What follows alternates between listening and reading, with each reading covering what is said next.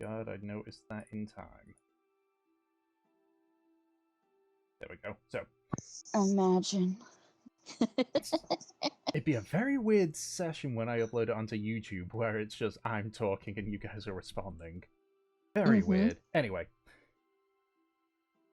Our band of adventurers, the Telaria, have been traversing the Morag jungle, seeking the Muradon tribe. Through many days of travel and tribulations, you finally arrived in Rhethrim, the main camp of the Muradon. After initial conversations with the guard and a meeting with a speaker from the tribe named Tullus, you were allowed to remain while they discussed your various issues and a proposition to aid them.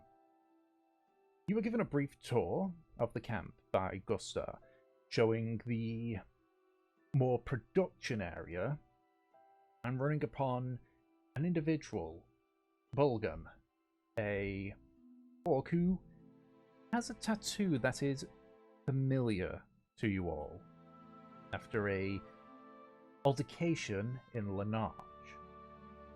Putting that to the side, you finished your tour before being allowed to go and essentially have free reign of the village, predominantly directing you towards a washing up area where you can clean off the grime of a week's worth of traversing a jungle.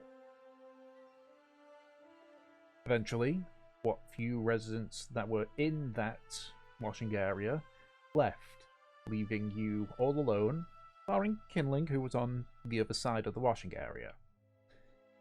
And that is where we left off. So, Telaria. At this point, you're all alone in the, I guess the words elude me. Communal bath? What is it that you wish to do? Yeah, I get the bathy housey thing. I mean, it's not like a bath house, you know, it's got no roof or anything, but, you know, that kind of idea. No, it's not hot. It's not hot springs. No, it's not a hot spring now. I guess. Yeah, no. Onsen? I don't know. So we are just sort of chilling in the water, aren't we? Getting soggy. You're in a fucking waterfall.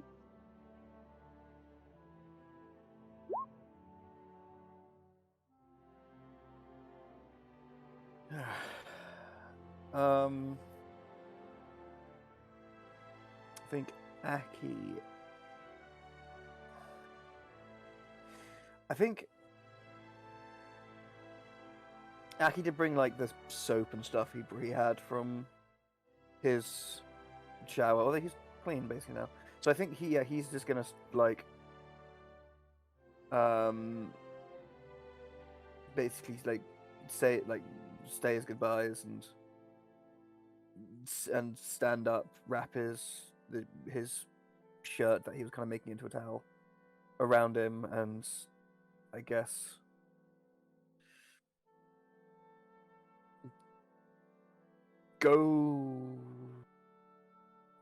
he will then proceed to basically hold on. He's a druid. He can control the flow of water. In that way, he can just make the water basically just fall off him, can't he? Yeah. Fair enough. Imagine using a spell slot for that. It's a cantrip, baby. I can move water 5 feet in any direction. While Ed is delightfully describing every single detail of how he, gets up and dries off, Mev actually just gets up and fucking, like a dog, shakes the water out. It's not quite effective, but and she will get her clothes to just get dressed. She doesn't care if she's half wet still. Alrighty. Okay. Is anyone else joining us? Well, the only other one that's in the It's Fern Havelock. Yeah, it's Fern Havelock. I guess. Havelock, what you doing? No, Fur, what are you doing? The turns have tabled. Bird's still just sitting in the bath. And she's having a good time. Good for her. She's just living life. Lizard cross. I would say based on like what you can tell with her, she's still clearly showing signs that she's nervous and such, but she looks like she's been able to relax for the first time in a long time. Okay.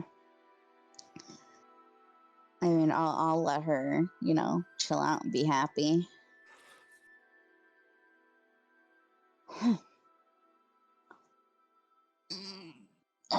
So, you obviously got time. What's the plan? Dinner?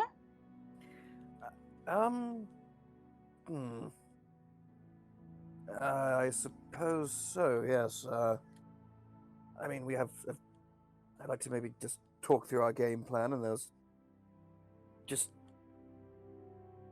some things that perhaps, Telaria business I'm not quite sure about in this new environment who might be listening or what secrets are worth keeping. Okay, so I suggest we maybe gather for dinner somewhere near the cottages that were laid out for us. And what, we all meet up and talk then? Yes. Although this might be a good chance for perhaps Kindling and Havelock to experiment with some fresher ingredients. Probably. And Mev looks around. I haven't seen Kindling anywhere. I can go look for him and tell him your suggestion? Capital. All right. I should probably, in that case, get dressed for dinner. Should be get ready, basically. And Mev nods, and she'll look to Fur and Havelock. Well, suppose I see you guys soon. Okay. Have fun. Take your time. And for Havelock.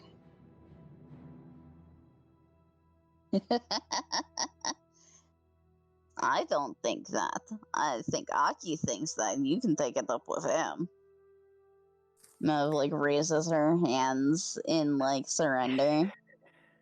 Okay. Is she there? Is he there, sorry? With you? Well, none of us have left yet, yeah. Okay.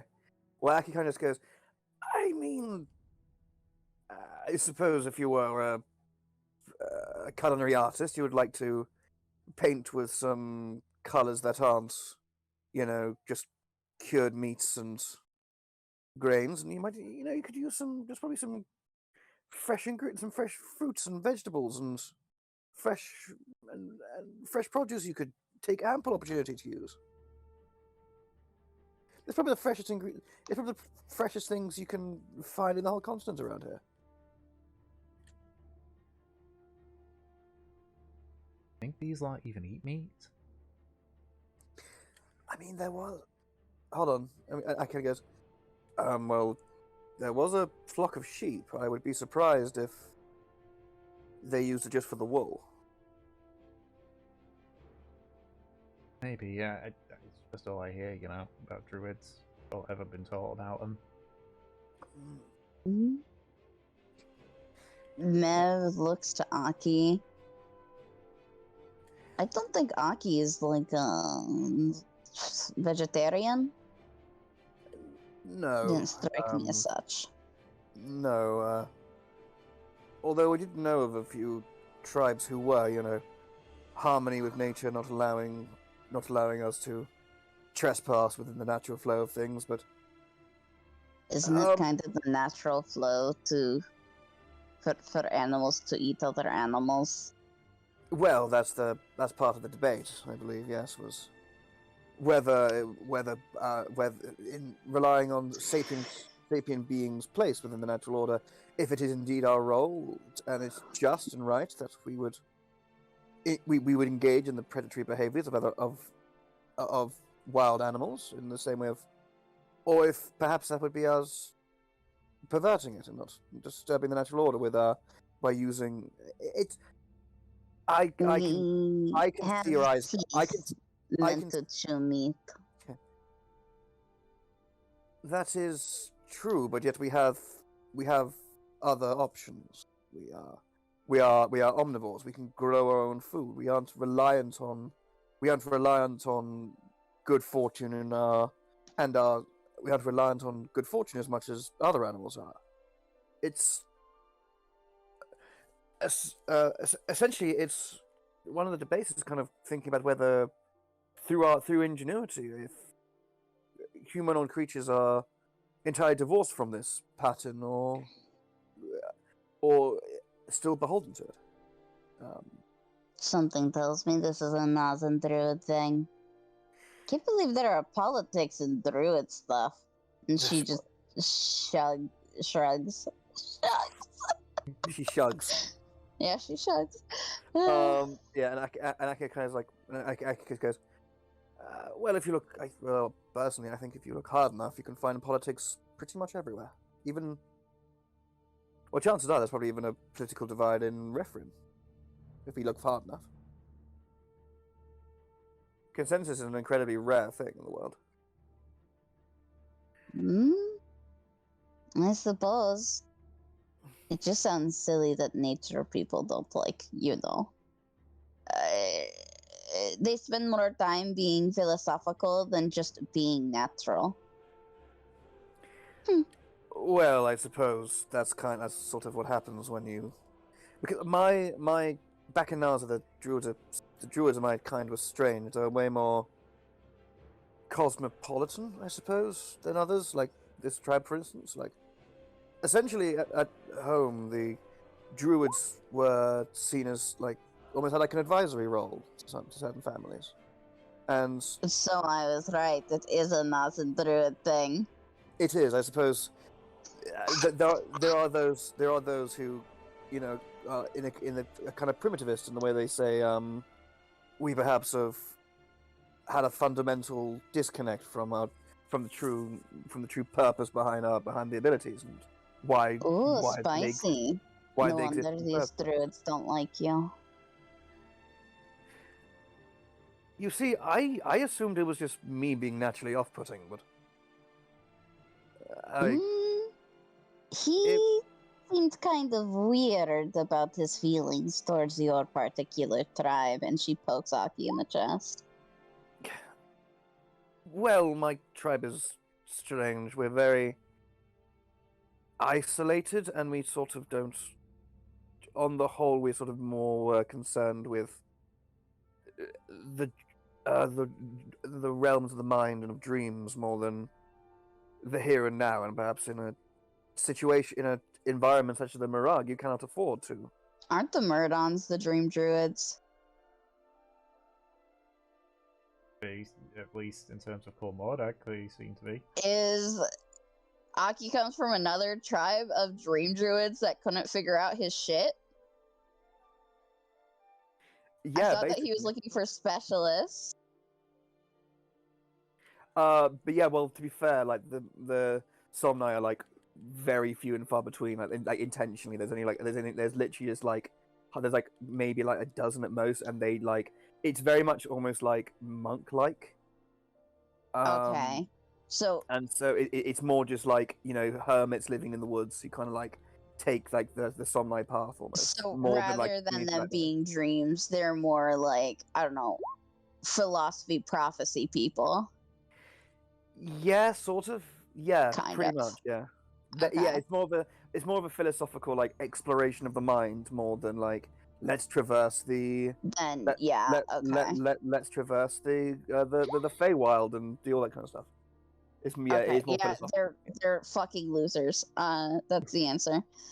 Yeah, Mev all the things that I just said, you can see in her eyes, like kind of like it's all clicking together as you're talking, and she is most certainly judging you, but she will not say it. That's so funny. Okay.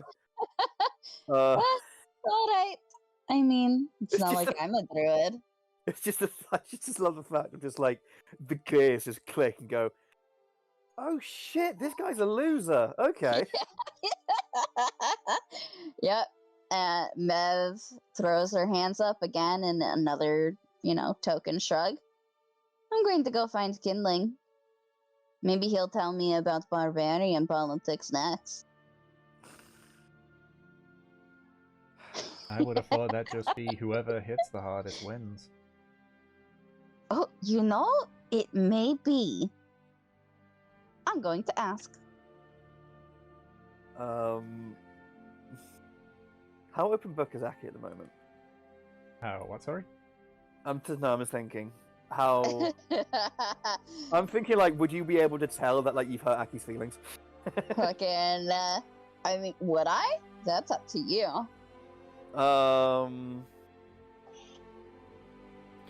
Okay, he can't like when like you kind of like when you can like he can tell, I think, just by being Aki that he's like he can see like when he's like talking about like druid politics and like philosophy and like mind exploration, you can see like your eyes glaze over and just like, I'm boring her. Okay, great. She in fact had a lot of fucking thoughts to what you had to say.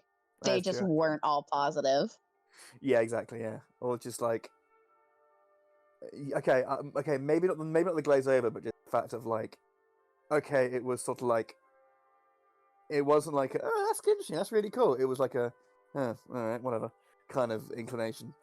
And Aki kind of just like, especially when you say like, maybe I'll talk to Kindling about druid politics, about the about Fucking people doing the best.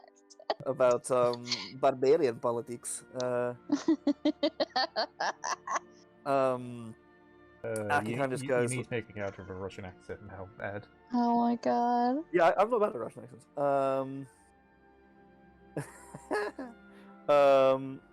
Okay. So yeah, and yeah, Aki just kind of goes. He kind of just like purses his lips together, like looks at the ground a bit awkwardly, and just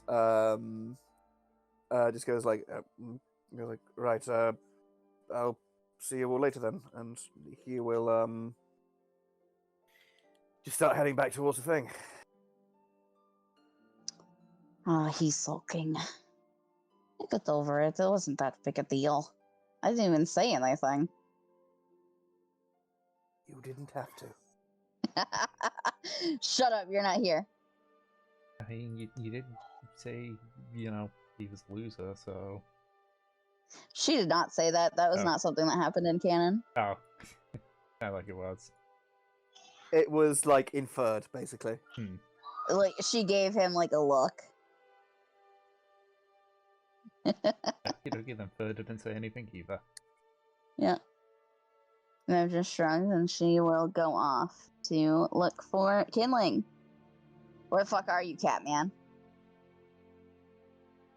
Oh, I need to watch Fairly Odd Parents again. Okay. I love how that's what reminded you. I know exactly what you're talking about, too. Yeah, Adam West character's Catman in that, yeah. Yeah.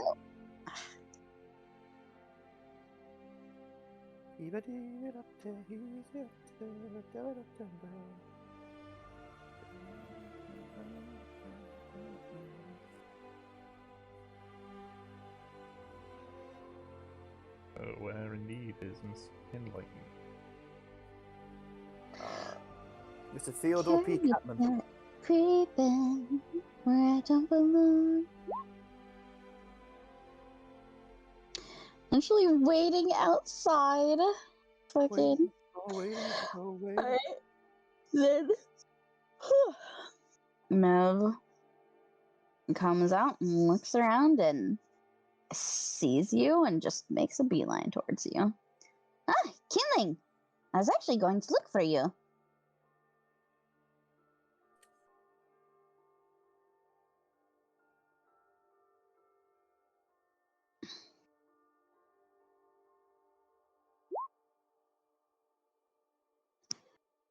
Well, I thought you went off somewhere else. And she gives you kind of a faux pout.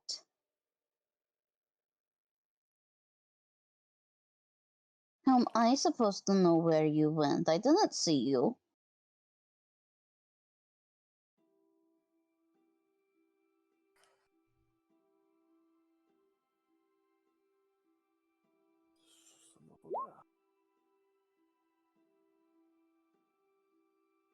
Illusion. You stood here for like, I don't know. And she rolls her wrist. We've been there for like an hour or maybe two. Why didn't you just come in? Just fucking click, click, click, click, click, click, click, click, click. Her wrists are really bodied, so they might.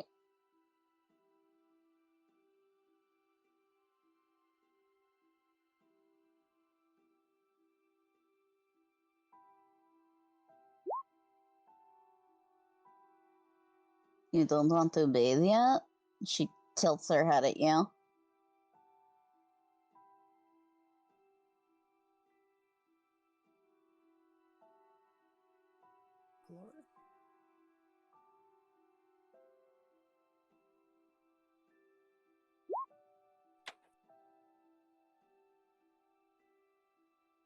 What is that? Oh, you're even shyer than Aki.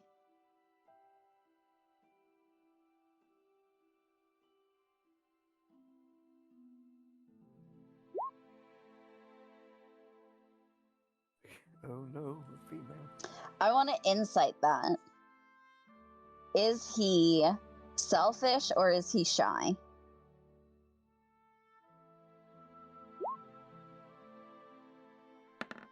Right. Oh my god. Garbage. Yeah, but he's also got a negative on his perception. He'll still have to roll low.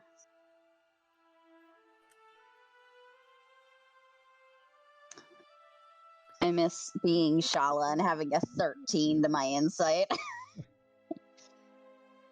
Why do you think when I made this character, knowing he'd be a druid and knowing you crazy people, the first thing I did was give him proficiency in insight? That hasn't helped him so far. I think Mev has lied to his face so many times. Well, yeah, well, yeah, and then I had like character. He's like, because of like pampered background, he's too trusting. Just likes kind of being honest. Okay. Yeah, she leans in kind of curiously.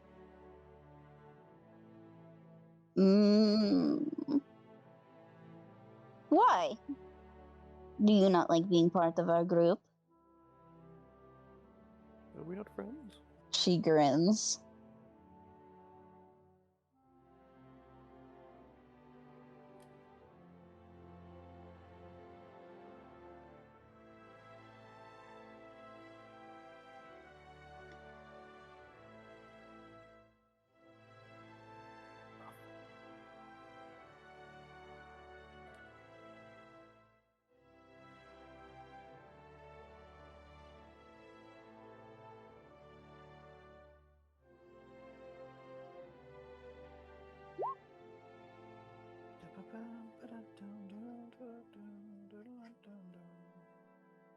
Ah, it's so you can be like peaceful, calm, not have to worry about things.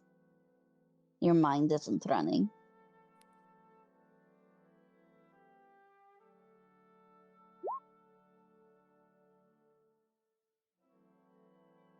You know, I know how chaotic your head is, and yet at the same time, I kind of don't believe it. And she shakes her head. You're always so collected.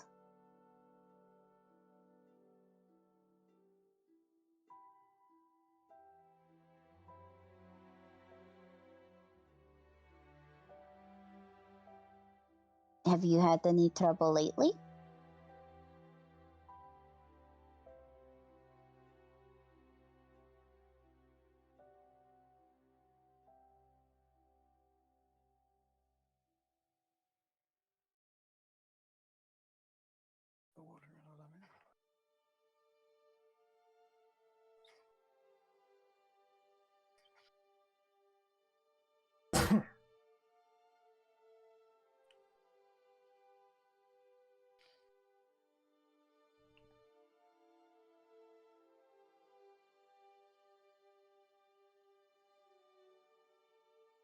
Mev nods at this.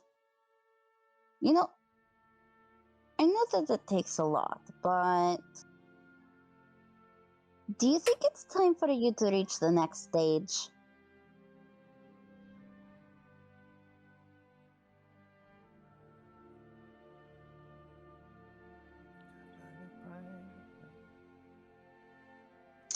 Of this, how do I say it? This thing that you're doing. And she taps her chin. You see, you say you get angry easily, so then you start being calm about situations, you kind of stay quiet. Isn't that kind of a bottleneck effect? And basically, you're going to push so much in that eventually you're going to spew it out. Even if something hasn't gone on in a while, it just it bubbles. Shouldn't you learn how to express yourself? Dum, dum, dum, dum. Hush, Ed, I heard it too.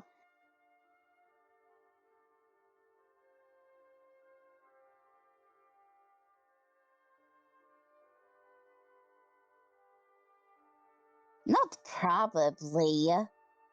She puts her hands on her hips, kind of. She's still. It's very mock. She's glaring at you.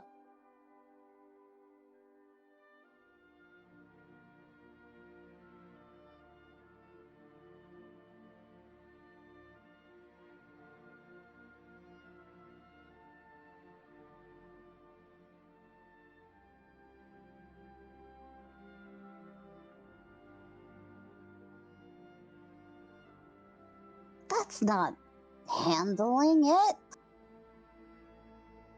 It's, what I mean is that you should learn to be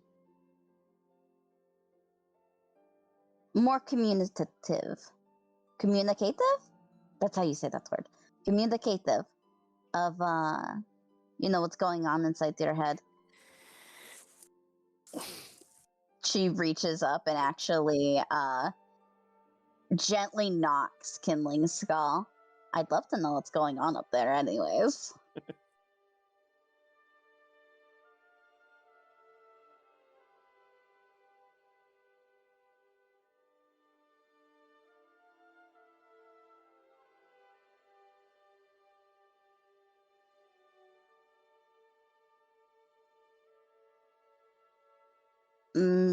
I can.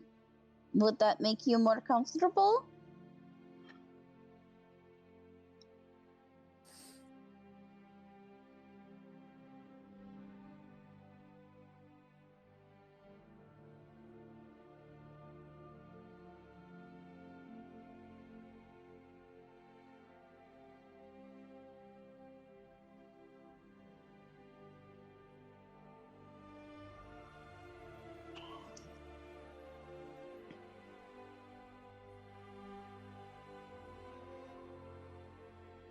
Kindling's typing. Yes.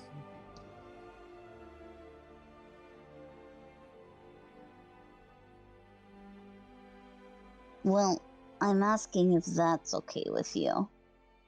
Going into someone's head is a pretty personal thing in the first place, and if I recall, the first time I did it, you didn't really like me doing it. So I've kind of avoided it. Unless absolutely necessary, of course.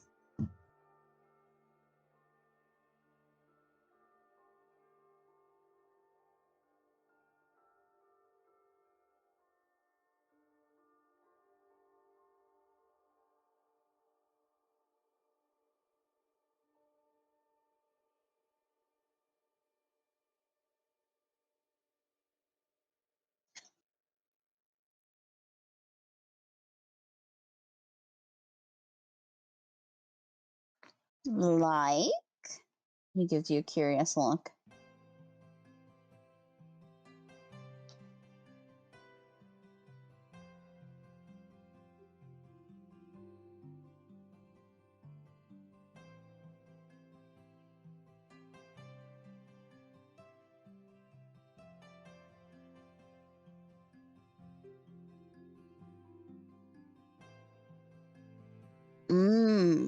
I see. Yeah, I suppose I didn't know you very well before. She nods, kind of understanding. Well, I would like to hear how loud your head is compared to Aki's. I'm in his head a lot, and it's just constant noise. Kind of have to figure out what he's actually thinking and, like, what's just kind of passing by, you know?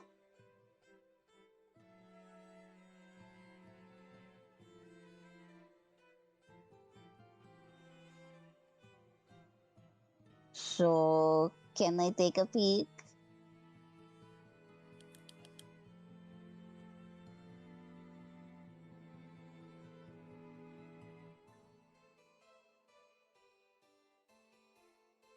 Okay.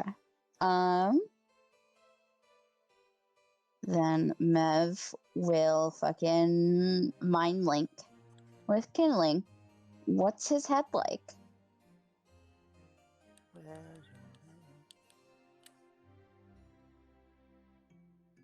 I can't hear deep thoughts, but I can hear surface thoughts.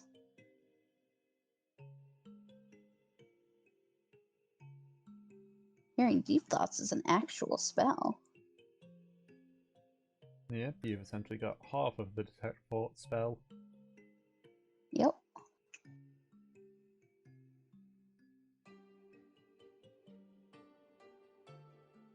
When I give Mev her sorcery stuff, that'll be one of the spells I take. And she can really peer into people's heads. Isn't that exciting? It is No. extremely dangerous. Who both wants? For both sides, because if I remember correctly, if you fail to save, they know. I mean, that doesn't really matter between friends. Yeah, So but... it may lead to people being like, what the fuck, Mev? Yeah. Yeah, as long as like, you don't use it all the goddamn time to a point where it's like, okay, Mev, fuck off, please. See, that's really convenient, though. If someone, like, forgets something, Mev could probably try and, like, pull it out of your head. That just sounds unpleasant.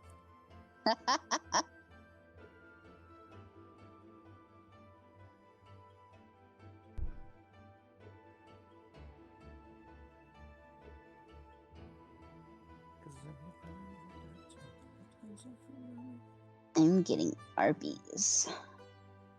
Nice. Oh, yeah. You're getting the meat mountain. Alfred. This is taking long. Why is she here? Oh, what the fuck? Ugh. Yeah, you can feel it too, that kind of, that sync up that is so common with, the feeling of Mev connecting with you. And it's almost like she just kind of, like, brushes past your head, even though she doesn't move at all. Hello? Can you hear me?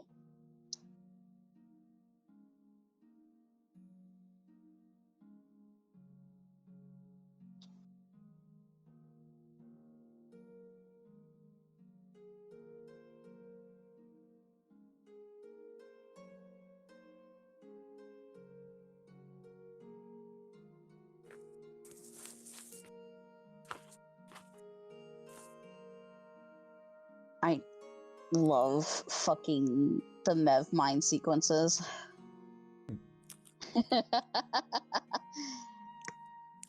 It's so quiet in here, surprisingly so. And you can feel that movement again. She's clearly, like, getting a feel of your head right now. It feels very invasive.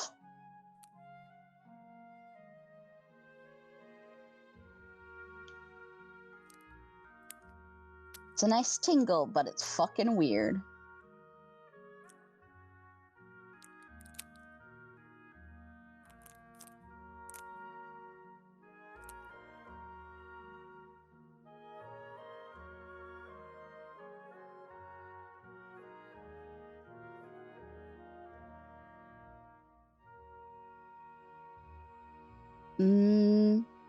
What do you mean? Like the kind of the tingle, the buzz? Is that what you mean?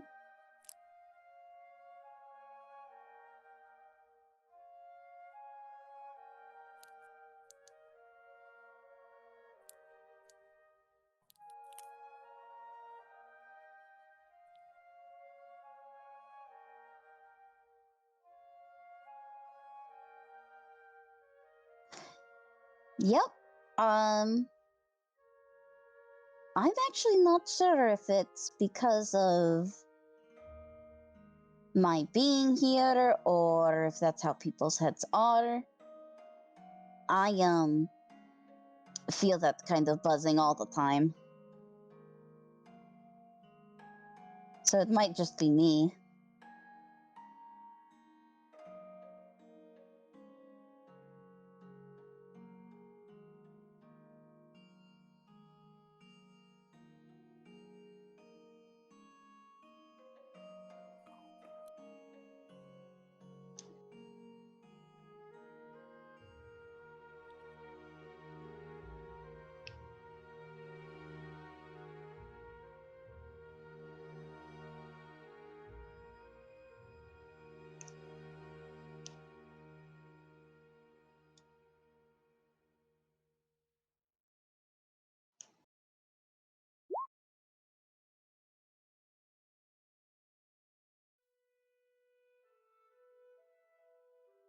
Well, when you experience something so often, you kind of learn to tune it out or you get numb.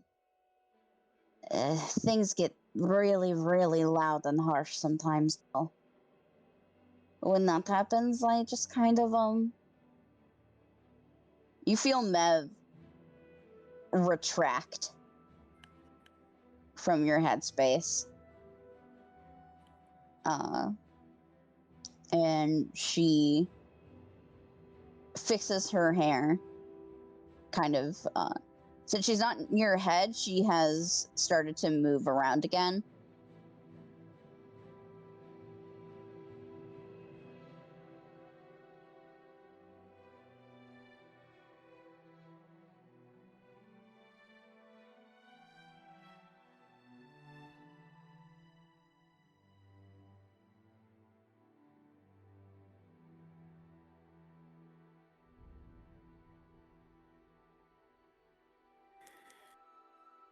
Sorry,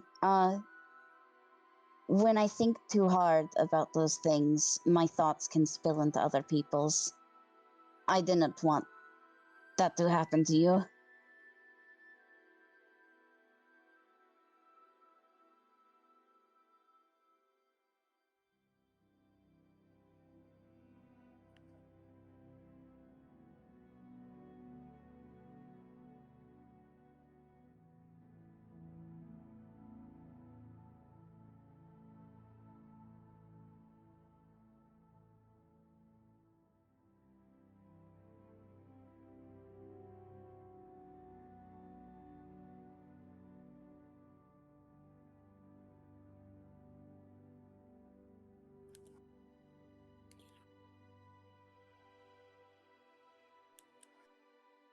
I know what you mean. She just kind of nods. When that happens and I have a lot of buzzing or thoughts, I typically try to get away from people and just kind of lay down, let it happen. It's kind of like your rage, having to push it.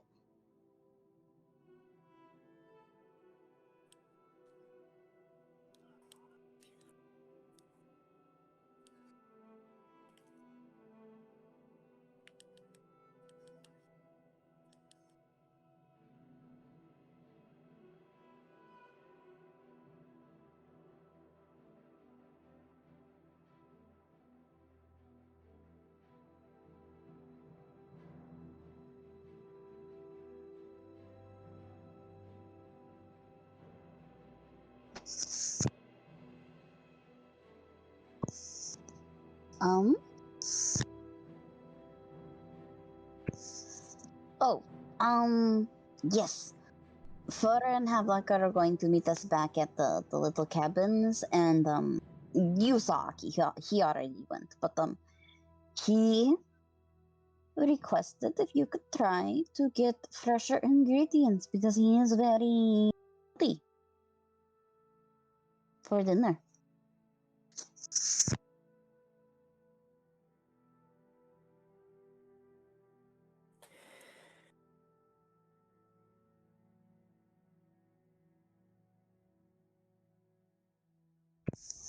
Like, not hardtack rations.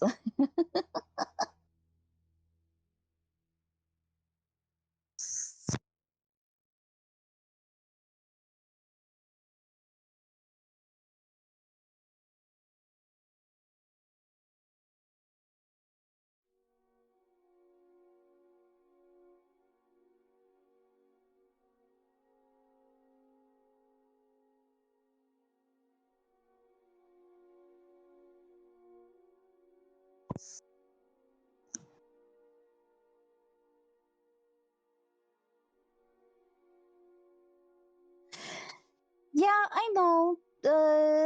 I don't really know what he wants. Maybe he wants some vegetables or something. She shrugs. Or maybe our cooking was such a disaster that he really needs a palate cleanser.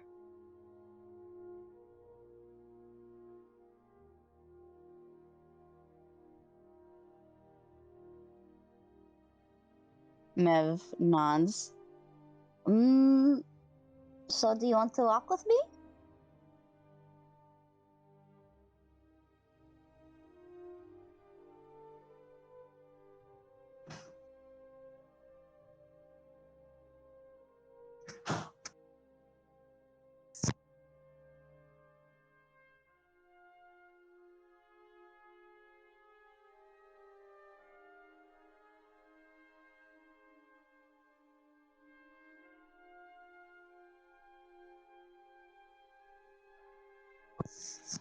All right, awesome. She stretches.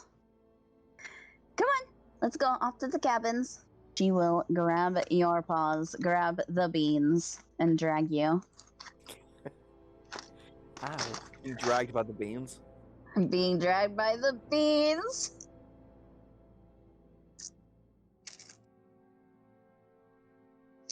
I see. Like, do you do anything else, or?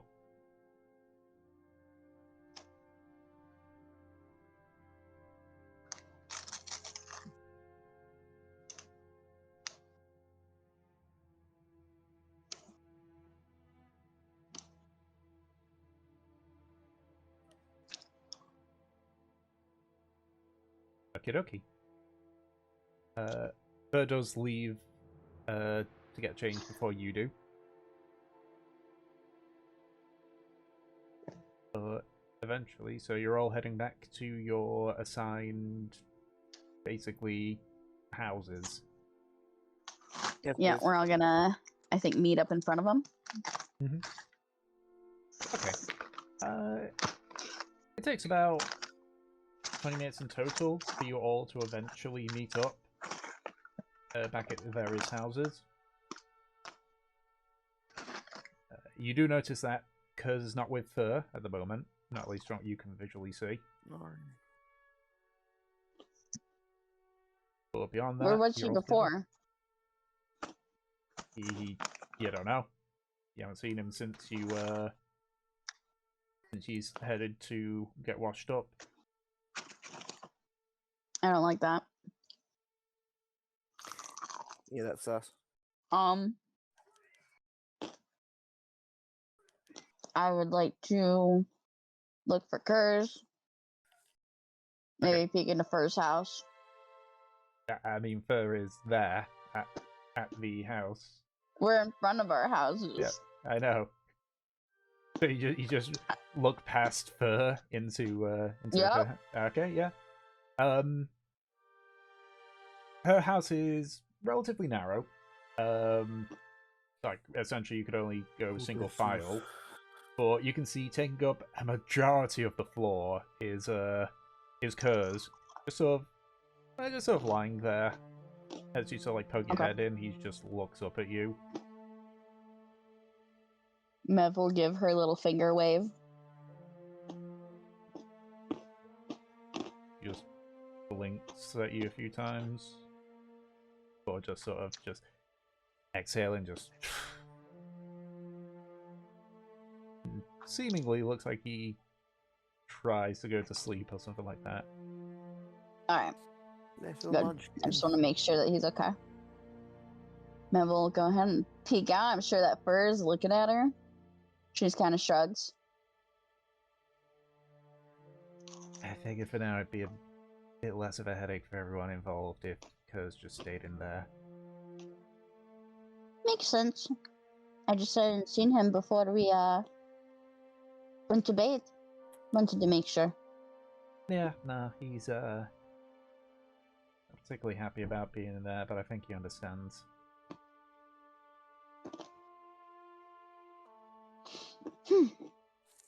So, Mev looks to everyone else. Food?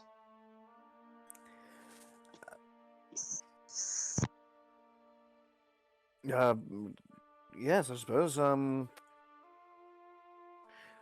don't think there's anything in the way of eateries here, is there? Yeah, I guess we could always ask. I can't wait for them to look at Taki and be like, what the fuck do you mean? I feel like that's how most people interact with me. Good luck. Thank you.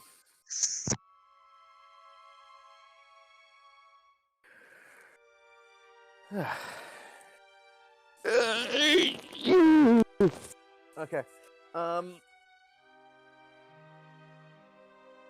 What will Aki do with his life? Aki will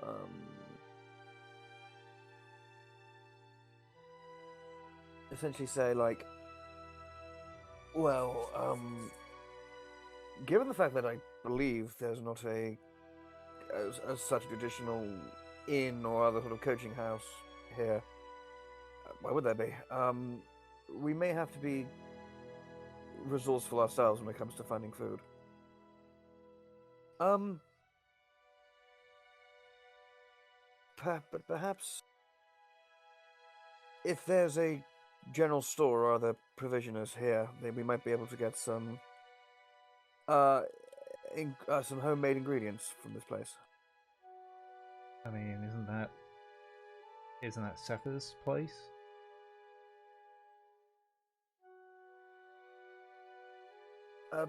Yes, indeed.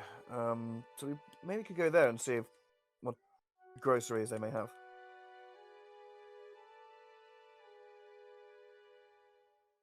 I mean, to be fair, I believe this is more Havelock and Kindling's domain. They are the chef de cuisine of the Telaria.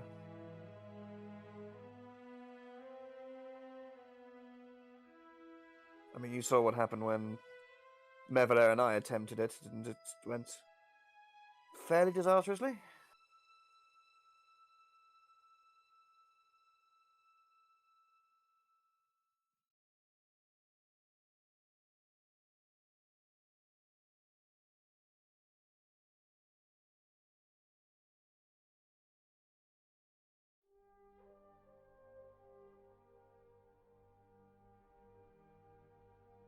What do either of them say? Yeah.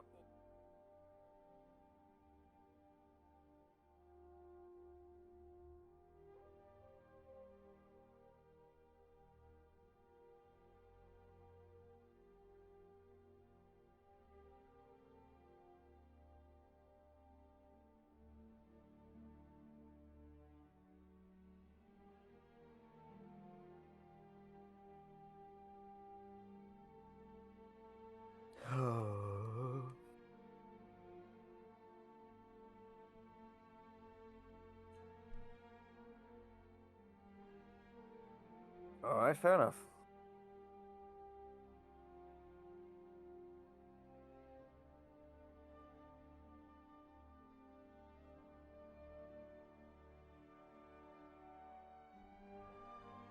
Alrighty, so I assume you're heading to Sether's place?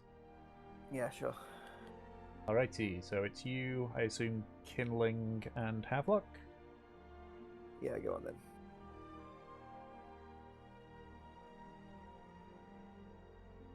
Alrighty. So, it's not too long for a walk. Rhethrim isn't particularly large. So, after only about 2 or so minutes, you're at Sether's abode, so to speak.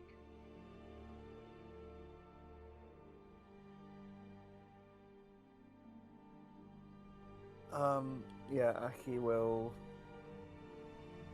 Is it like a shop or just like someone's house, basically? It seems like it's a house, more or less. In that case, I will knock on the front door. Okay, so you knock on the front door. It takes a few minutes, but eventually the door sort of opens, and there's Sether just currently taking off some heavy leather gloves. Like, oh, you're across, was it? Oh, you're very, very close. A Kreesk. A crease. Sorry. What can I do you for? I was wondering... Well, I see just from wandering around, you are a fine agricultural community. Was there anything in particular, food and provisions-wise, you had in surplus? Not really me. You're best off asking some of the tenders. They gather all the food for when it's time for us to eat and everything. Okay, I was just wondering, since I think... Okay, do you know where we were able to... No, daft question. Okay, thank you very much. Aki will walk back up the place. What's your question, boy? No, I was going to ask where I would find the tenders, but isn't it fairly simple? Just find the right fields where the items are growing. I think Blip's still on her shift, but most of them are probably heading over to cook meals for the tribe. You're free to join, but if you'd rather eat by yourself, then you can ask one of the tenders if they've got any spare food to give you.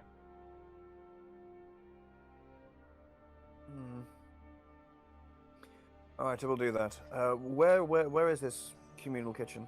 And if you just keep heading to the so you know, like, where the main entrance is?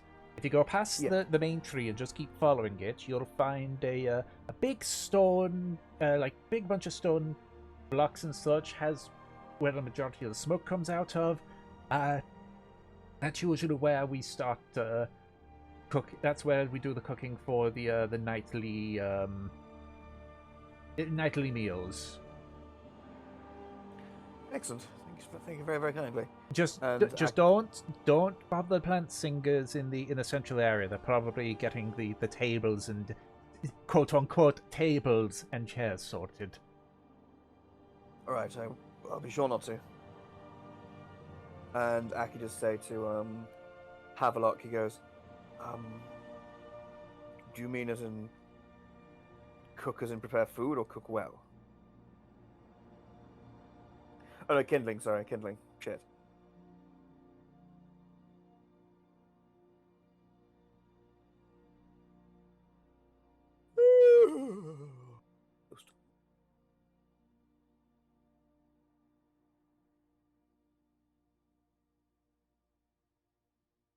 Well, what?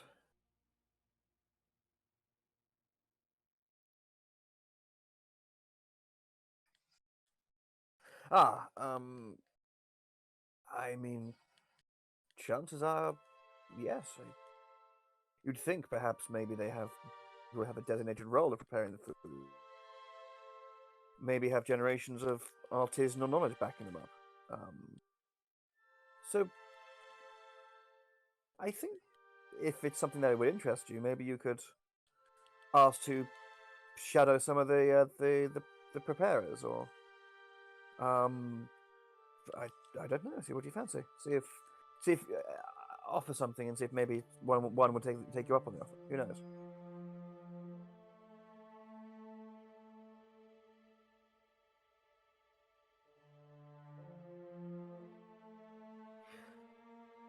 No, of course not. But are you saying that you know literally all there is to do with cooking and cookery?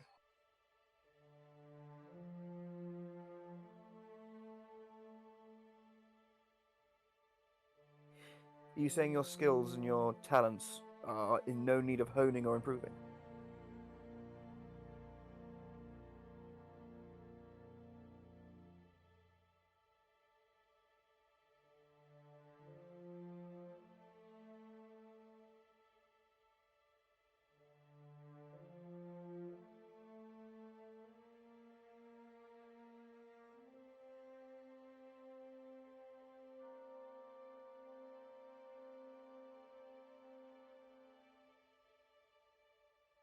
In what in what way? You mean like without passion, or in what?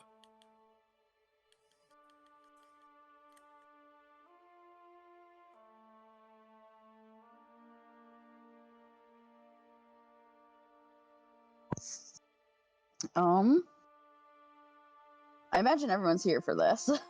No, it was just, I mean, did you go with them to Sepha? Because it was Havelock, Kindling, and Aki, and they're currently... I did plan to go with them. I was just eating. That's just why I was asking, but we can Okay. retroactively have it where you, and I guess Fur would join as well, because you don't want to exactly be on our own here. I just want to insight Kindling's temperament.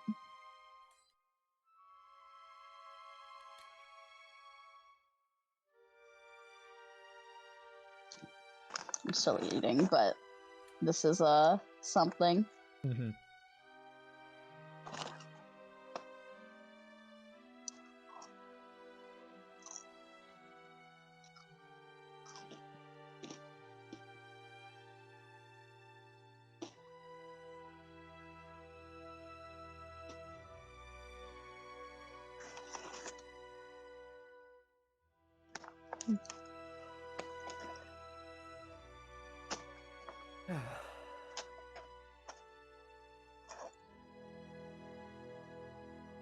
Okay.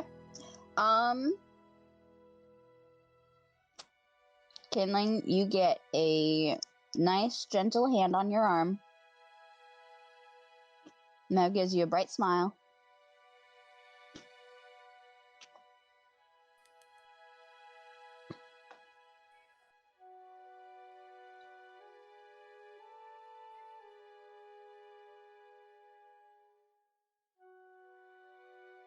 Hi. She just keeps smiling at you.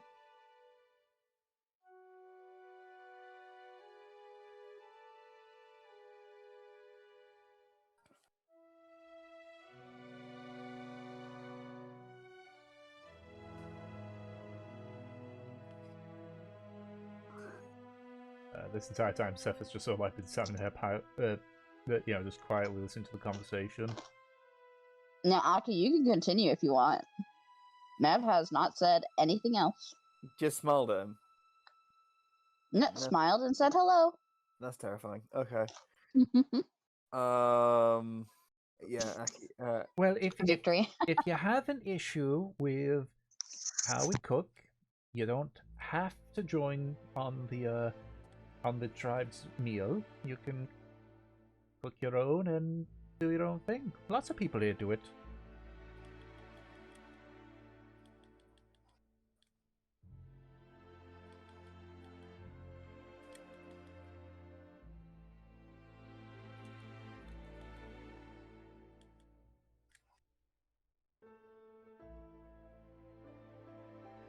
If anything, the only thing that you'd probably miss is any announcements that Speaker Tullus has to make to the tribe, or no, there's no celebrations happening at the moment, so yeah, just anything that Tullus wishes to say to people. They might mention you all, but you all know who you are.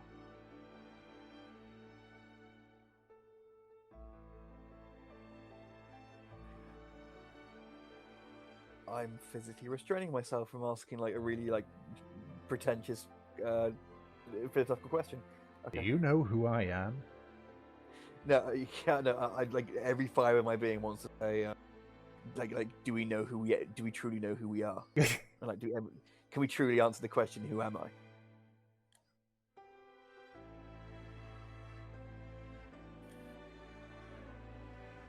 But as I say, if you head over to the communal kitchen, the tenders are probably at work. But ask them if there's any food that you can make use of that they're not using, or you can simply wait until they're done, wait till the plant singers are done, and join for the meal of the entire tribe. Your choice.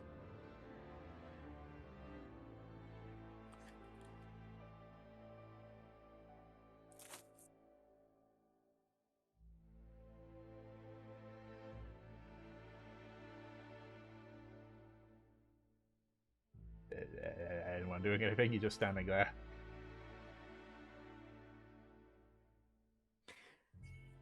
Yeah, Aki kind of goes, I'm not quite sure.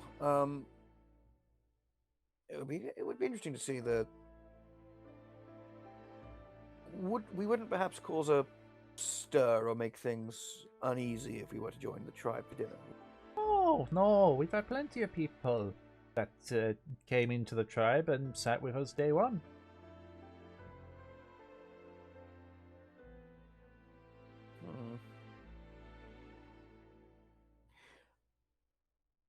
There's plenty of time in the day, I suppose.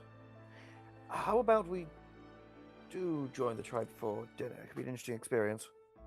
Of course, then... she sort of like leans out the door frame, sort of like looks over towards the towards the tree area is. A little bit difficult to see with the vines, but you can see there are individuals there. You probably got about 20 minutes before the plant singers are done, and it's safe to sit on the quote-unquote table and chairs. Capital, okay. But I suppose it's up to other people. I'm not the only one present, of course. Would everyone be alright dining with the tribe? I don't have any problem with it as long as other people don't. She looks at Kinling.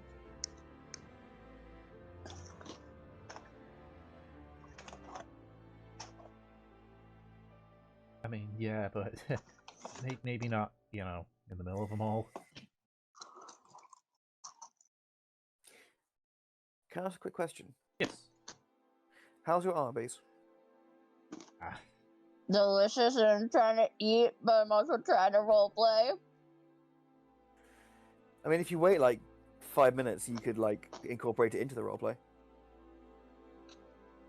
I'll work on that. Anyways, she asked you something, or told you, you know, don't be a jackass. Don't sit in the middle of it. Wait, who did you tell that to? Fucking Zephyr said that. To Okay. you. To us. No. Yeah. Aki does say like, oh, don't worry, we won't make a fuss. We'll just find a quiet spot somewhere in the back. Just to clarify, it was Fur that said, you know, so long as we're not in the middle of it all.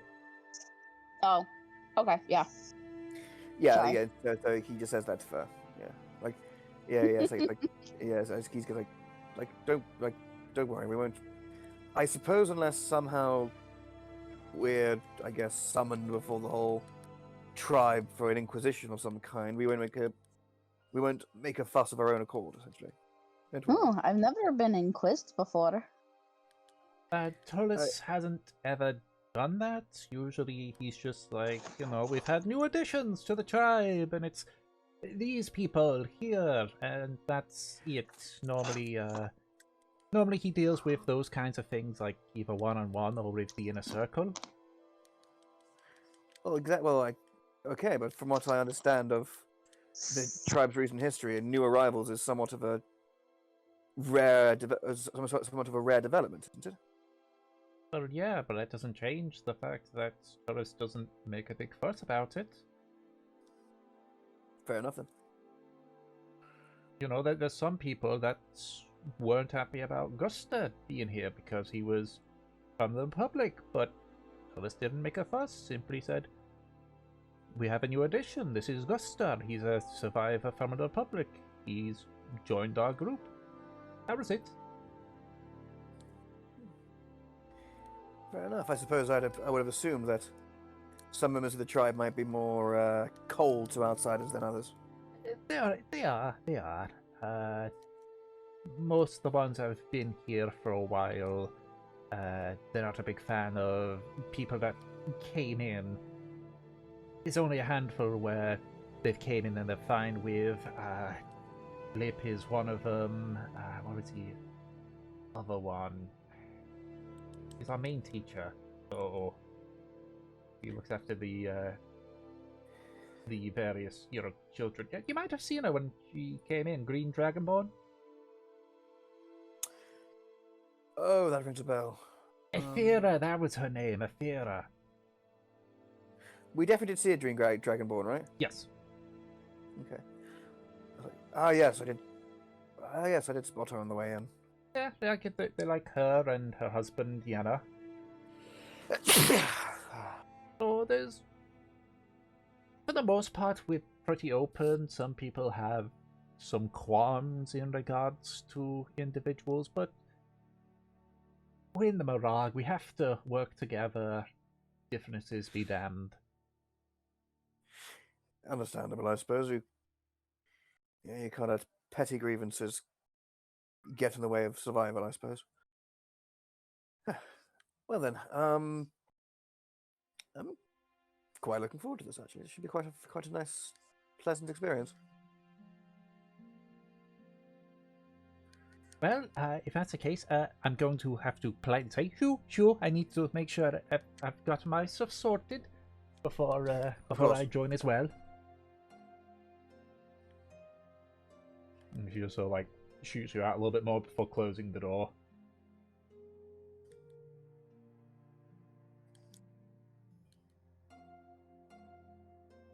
Yeah, and I kind of says to the group,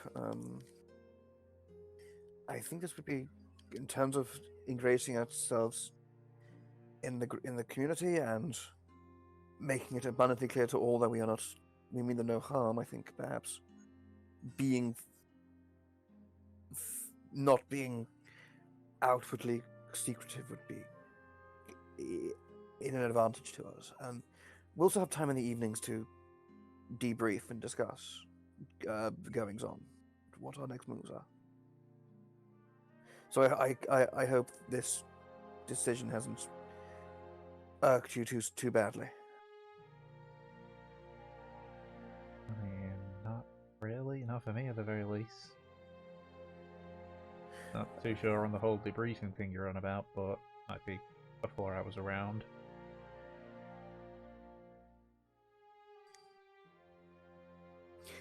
Yes, it was something important, but it was something that... Yes, it was before. It was when we were in... it was when our group travelled through Lanarch, an development from in there. Would you rather I not listen in on that part, or...?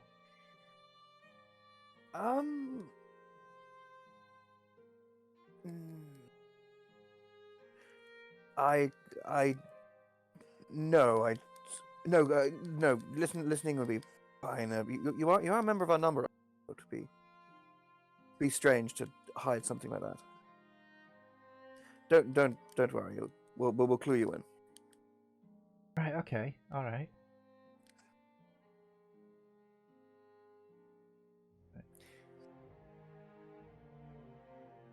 So I assume you're just gonna wait the 20 minutes for everyone to finish, like in the area. Sure. Yeah. Okie dokie. So you just sort of casually wander around, just watching as the various individuals are coming and going. Nearer to the time, you start to hear the occasional sound of an instrument, a flute here, a drum there. Especially with your perception, Aki, you sort of hear like the sound of conversation gradually increasing in volume near the center of the village. Right. So you assume at this point that they're pretty much all set and ready for their evening meals. Awesome. Yeah. Aki will just go to the main let's go to where this communal area is, and from like how it's all laid out, is it clear that there's like a hierarchy? Like there's like a big table at the front where like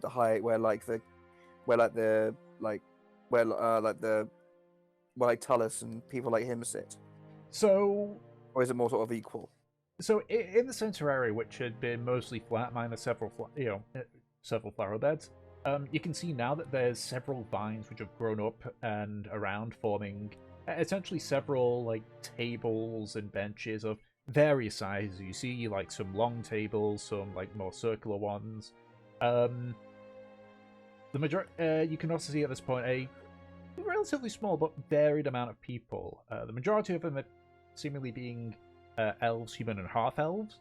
But you do see a few gnomes, some dwarves, even a few more furbolgs sitting around. You can see that already they're putting up various foods, mostly like steamed vegetables, but you can see several meats placed here and there. It's almost like a buffet table on the side for the food and such. Looking around, the only person of authority that you have seen so far is Tullus. And you can sort of see him just on one of the larger tables with Blip, who's speaking with a female elf who, looking at it, minus Blip's blue complexion, she looks almost exactly like this female elf. Okay. But the three of them are just sort of like having small conversation. I'm just gonna quickly do a roll here just to see with his perception. Tullus does notice you all sort of appear and just like doesn't so much beckon you over, just gives a nod of acknowledgement. You see some individuals sort of in the process of setting up a few instruments to, provide some nice ambience and such. Others you see doing what appears to be the changing of the guard. Several people are sort of like handing their weapons to people heading outwards. Few of them have sort of like exchanged their helmets and such with them. One of them being Gusta, who just sort of heads straight towards the buffet table and just starts grabbing at the various foods with the wooden plate. It doesn't look like there's a particular like seating hierarchy.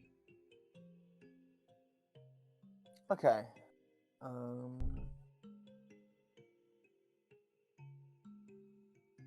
Yeah. Okay, but is there a feeding hierarchy? Doesn't seem like it. As I say, Like, usually it's youngest to oldest. Them's the rules. Doesn't look like it on here. You see some of the more elderly people are grabbing it, some of the younger ones. Most of the kids do have food, but at the same time, the people that are sitting with them that you assume to be their parents or guardians also have food as well.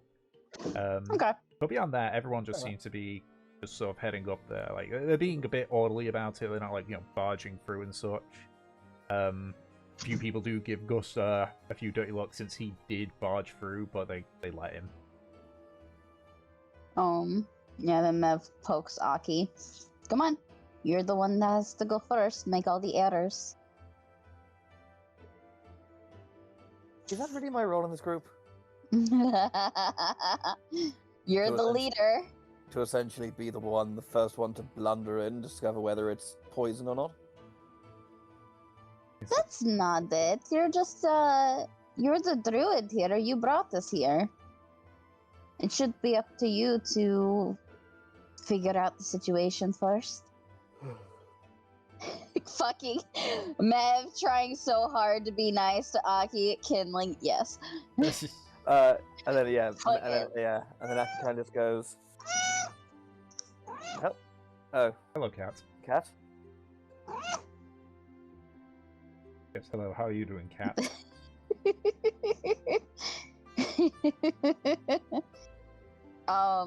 Yeah, That was that was an impeccable cat impression, Paige. yeah, impeccable. It's kindling, you know.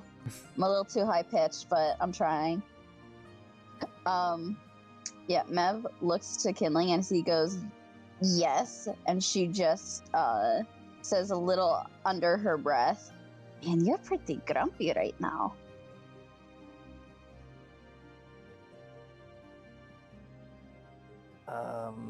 Yeah, Saki just goes, let's find a table somewhere on the periphery, shall we?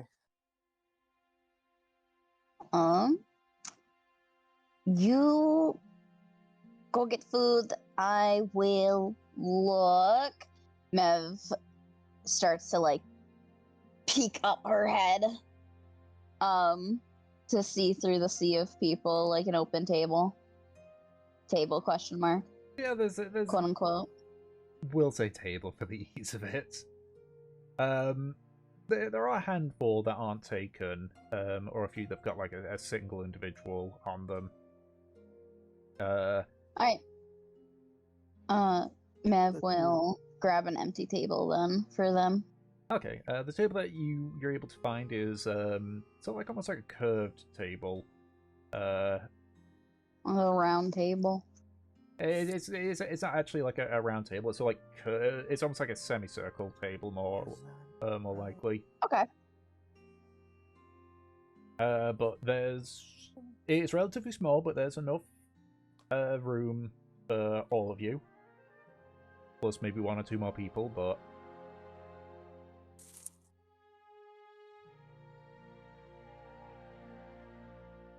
so you quickly claim the table as your own.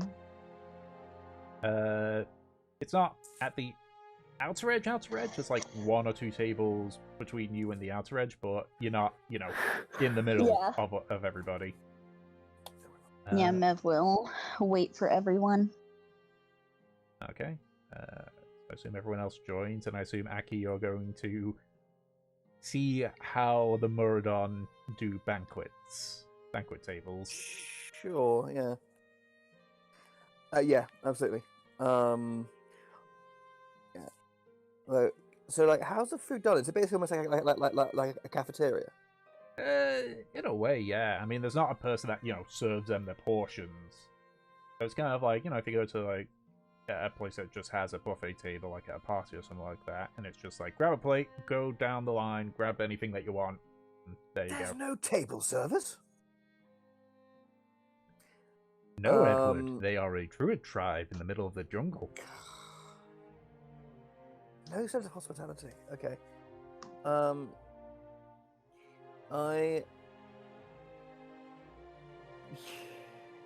Yeah, I think once like Aki's found the right table, I guess he will get up as well and get some food. Okie dokie. Yeah, so the food options aren't particularly broad. There's, as I say, there's several steamed veg, like lettuce, mushrooms, and a few tomatoes and such. Meats as well. You can't really recognize some of the meats. You see like some lamb and some chicken. There's other meats that you're not too sure about. Oh boy, okay.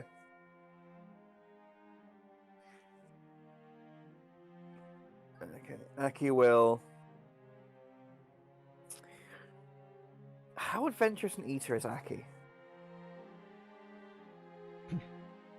I'd say he's not massively, so he'll probably he'll take like a lot of the vegetables and like the things he can identify as like mutton and chicken, Mm-hmm. and put them on his wooden plate and walk back to our table. Alrighty. You arrive back with your team, with a nice amount of food on your plate. Hmm. Mev peeks over the plate to just kind of see what you get. See, Did it okay, go well? fairly tasty actually. Again, mainly just sort of like simply prepared vegetables and meats. There was a few up there that I honestly couldn't identify. I wasn't sure if it was. There was like chicken and lamb and things up there, but a few other suspect meats I wasn't sure. Maybe snake? I don't know. I'm going to get the weird stuff. And Mev hops up to go get her own plate. Alrighty. Just one thing as well that you notice, Aki, there is no cutlery. There's no knives or forks. Aki's gonna pass out. And you do you do notice as well, like various people that have got the various meats that are just like, you know, trying to rip into it with their with their teeth.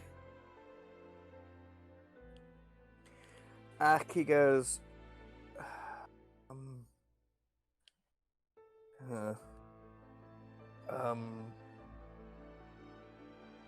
One second. He will look in his bag.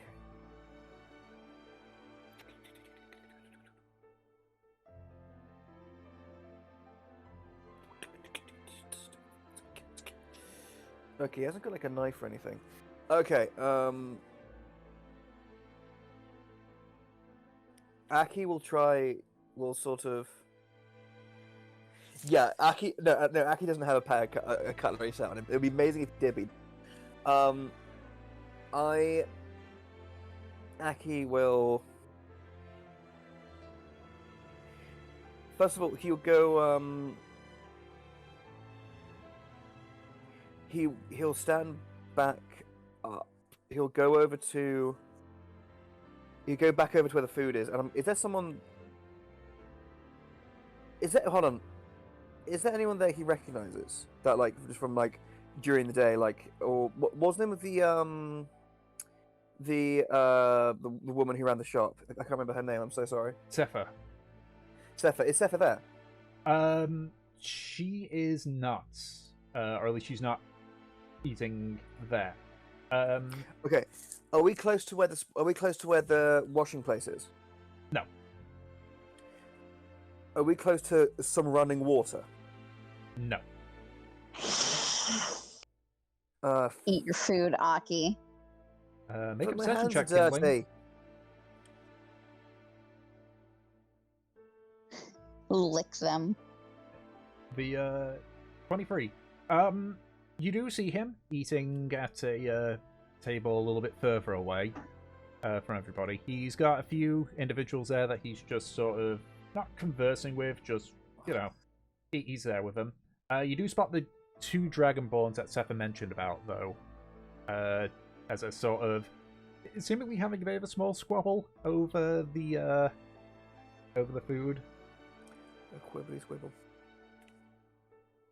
But eventually, they sort of stop their little argument and, you know, just start grabbing at the food. But that's the only people that you recognize that are actually where the food is. And like, what's the meat like prepared like? And the vegetables, is it like in little chunks, or is it full on just like a side of mutton kind of thing? Depends on the particular food. Like, obviously you got, you know, chicken drumsticks and chicken breasts and such. Some are sort of like cut up into pieces, but it's mostly all solid or cut in a part where it wouldn't be unreasonable to, like, you know, pick up and try and eat with your hands. Like some of the lamb, for example, you can see is still on the bone. Okay. Some of the other bits you can see is sort of like in long strips, so it's easy to grab. But that's more of the meats that you're not too sure of. Yeah, weird meat. That actually is probably edible and not a humanoid. I didn't say it was. What are you talking about? I'm talking about the fucking crispy motherfuckers. Oh, yeah. That was like immediate psychopath shit we pulled. Yeah. Yeah, Mav will take her fucking food full of weird meat and some vegetables. Go back to the table. Alrighty. Fucking. What about you, Kinling? Kinling? Fur? I know that Havelock is also getting weird meat. I'm just wondering how impolite Havelock's gonna be. Yo, this shit gross. First, just clearly being safe, just grabbing some fat. She does like grab a few strips of the meat you're not too sure of, but sort of like puts it on a separate plate. As it recurs.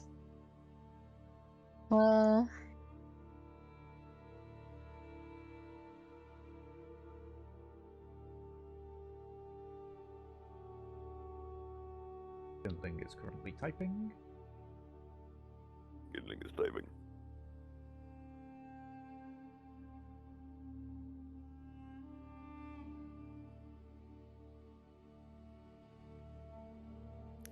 Cause I'm your private dancer, dancer for mommy.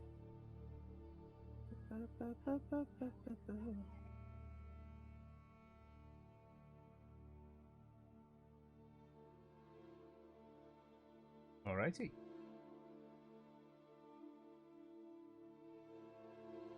And I assume Havelock is mostly going for the odd meat.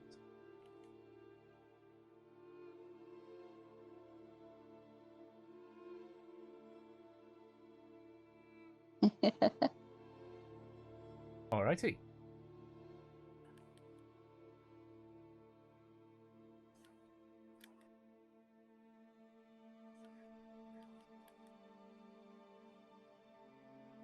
So, eventually you all return.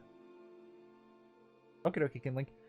Eventually you all return back to your table and start to tuck into your meal.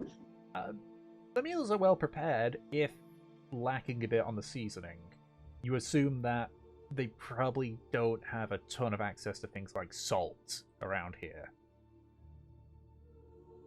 Fair enough. But the food is edible. It tastes nice enough with what they've got. There, you can taste a few various herbs that have been used to try and offset the lack of salt. With the odd foods, one of them is sort of almost like a lightish brown color. Significantly, like with the two strips, you got one that's sort of like it's sort of like cut in a strip, but it is almost like a slab at the same time. Whereas there's one where it's sort of like a thin, like almost like a chicken tender strip. Obviously not breaded or anything. The thinner one has sort of like almost like an acidic burn to it. It's mildly chewy, but not much. The big slab stripper you eat, it's very tough. It has sort of like a smoky kick to it. It tastes relatively nice. Another one you sort of eat, honestly, just tastes a bit more like chicken. Like it's still got like a bit of a different taste to it, but all in all, next one tastes like chicken. And then the other one has it's a fish. It's clearly some sort of fish. What is fish?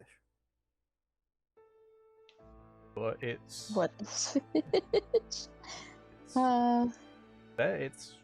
it's nice. It's well made. Delicious. Yep. Awesome. Let's the taste of the meat shine through. I would like to see, or I guess hear if anyone is talking about anything interesting going on. like trying to eavesdrop, essentially. Ah, right, okay. I would like to drop some eaves as well, please. Make a perception check, the two of you. Perception. Hold on. Nice. I'm on normal. Boosh. 29. 29. Oh, okay. So we'll start with the conversations that you both are hearing. A lot of the conversations that you sort of overhear is just general talking. A few of them you hear us talking about how a group of people came in earlier today and was being shown around. You kind of realize they're talking about yourself. Mm-hmm. Others are talking about like how the harvests are going. You do hear you both hear a conversation. A bit difficult for you to hear, Mev, but obviously, Aki, you can hear it well enough. You just hear it's like, so,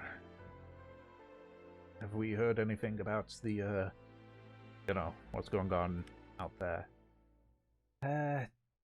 Path Treaders have said that everything seems unchanged, though a few people have been encroaching on the Vila's territory a bit more. I heard that one got ambushed. Yeah, but she survived, so... But...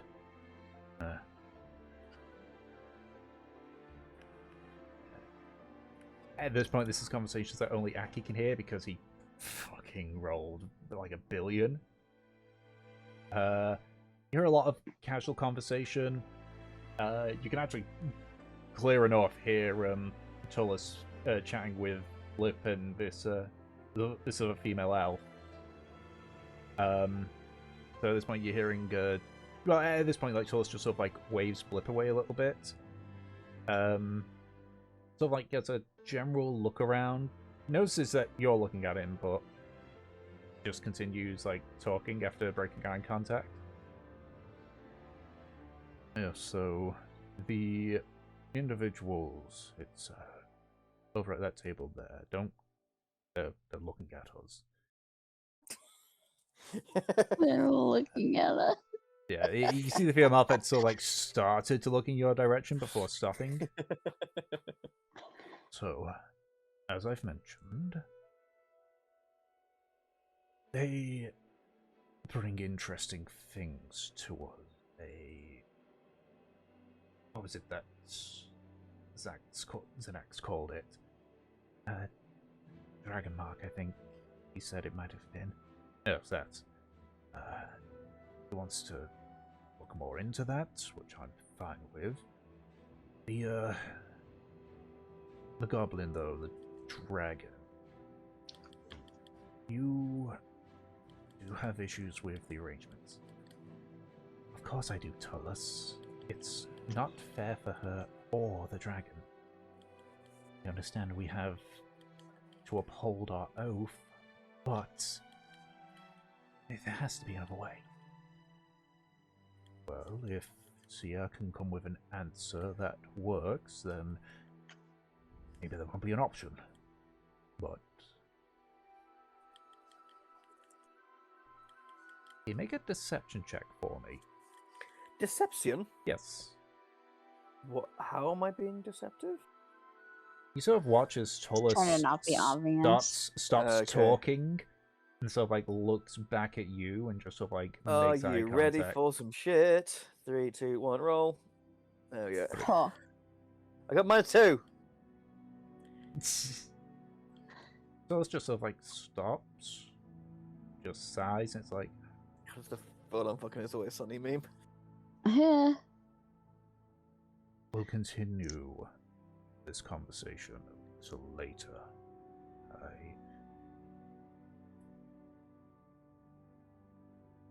You sort of hear him mutter, but you can lip read.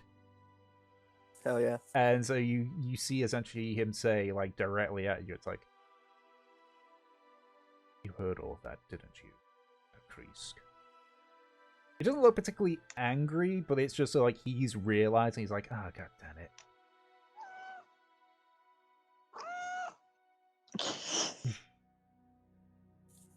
Yes, meow, indeed.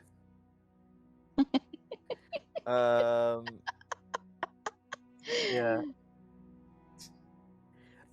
Yeah, and then do we have eye contact? He is Or, looking like, directly at you.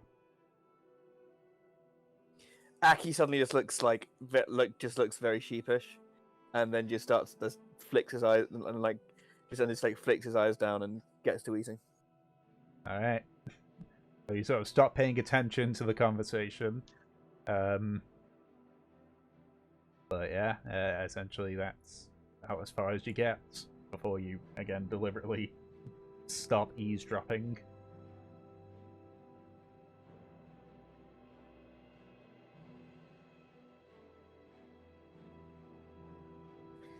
Oh. That's the... I ain't been dropping no eaves, sir. Yep, you drop the eaves, and you got spotted. I don't know what you're talking about. I couldn't hear anything from them. Nope. I'm eating my food, having a good day. Yep. What you gonna do, Aki?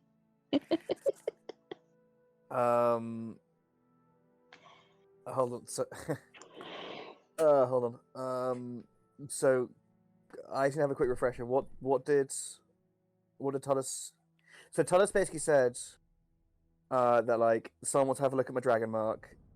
There's like a tribulation between about the dragon and dealing with the dragon and holding up their oath. Was there anything outside of that? That's basically the basic gist that you had about it. Yeah, Aki kind of goes, well, and kind of like trying to be all subtle, eating his food, sort of staring off into the middle distance, not holding his eye contact in one place for too long. Goes, well, on the plus side, they're not planning to murder us. That's good.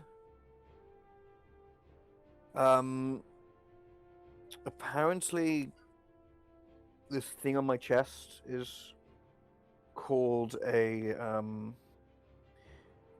dragon mark. Have I heard the words dragon mark before? Nope. This is the first time you've heard it.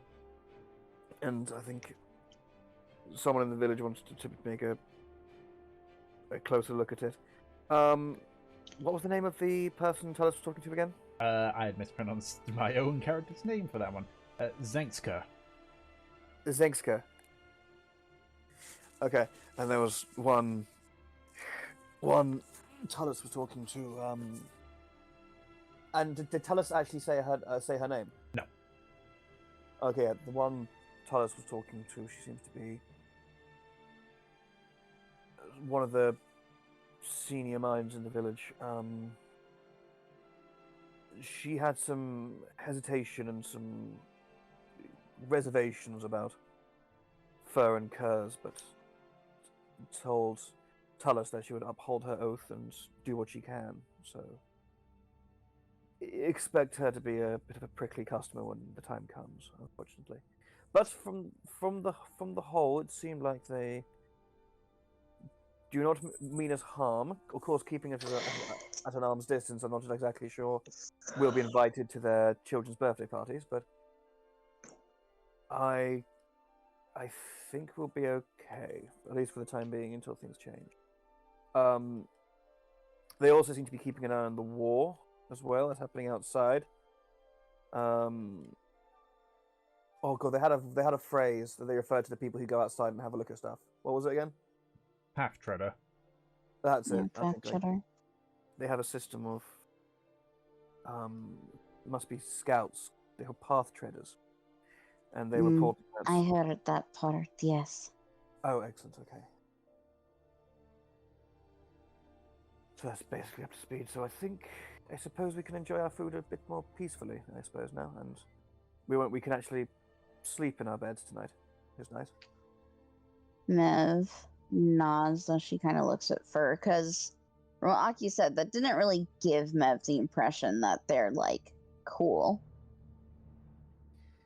The impression should have been they're not cool, but they're not, like, hostile. Yeah. I don't know. Yeah, Mev will take another bite of her food. And she'll say, Far, Nom, nom, noms. Yeah. you want to spend the night with me? Hey now. Will there be enough space? I think there'll be enough space, at least for us. We're two small girls. Oh.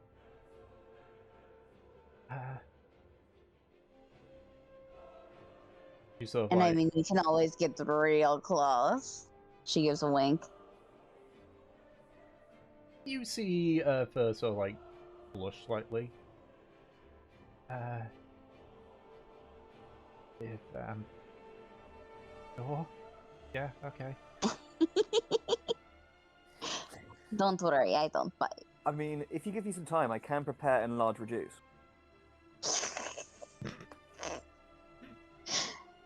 I'm going to avoid those jokes. Same. No matter how hard it is.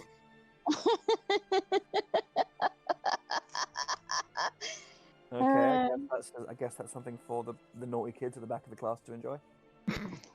As strong as the wills. Yeah, Mev grins, eating some more of her food. And she's pleased that she got a rise out of her. Alrighty.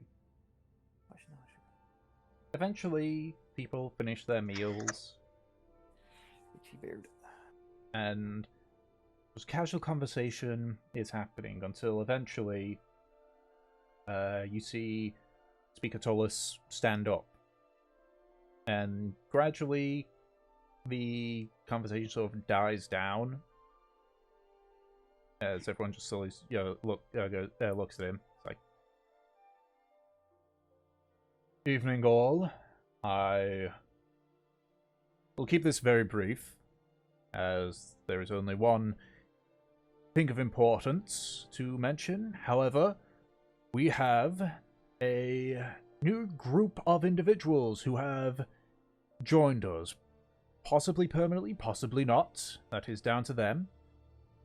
They are known collectively as the Telarian, sort of like indicates towards where you all are.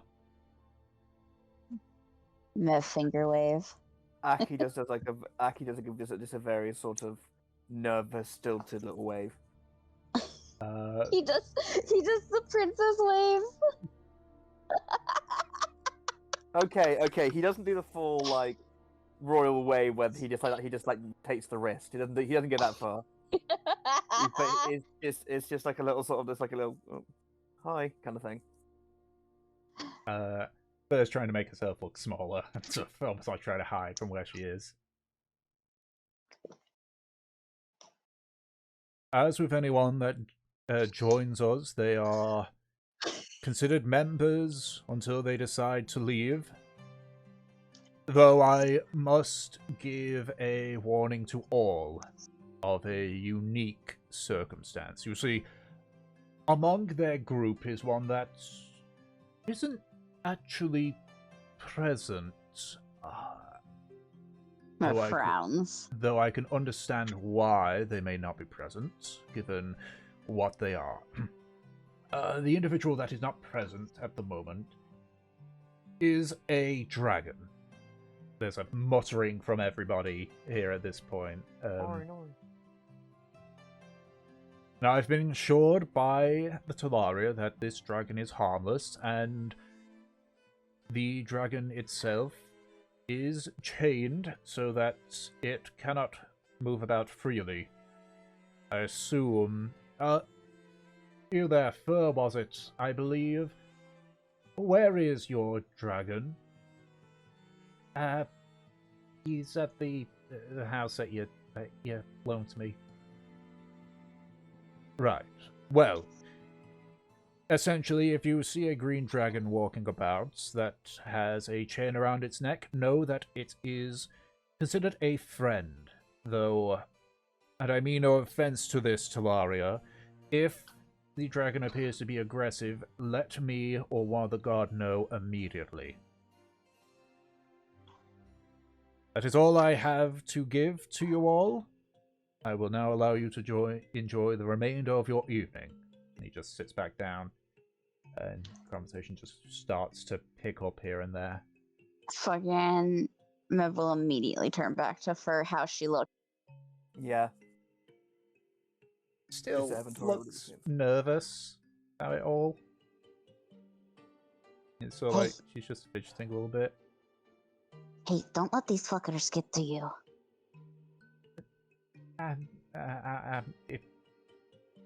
It's much as a fact that he, called me out in front of everyone here. I know. What the dick? She Indeed. shakes her head. Don't worry, we're here. You need me to punch someone? Just say the word. No, it's fine, it's fine.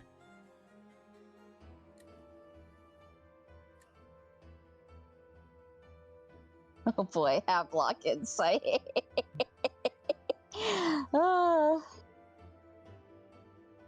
can eat the...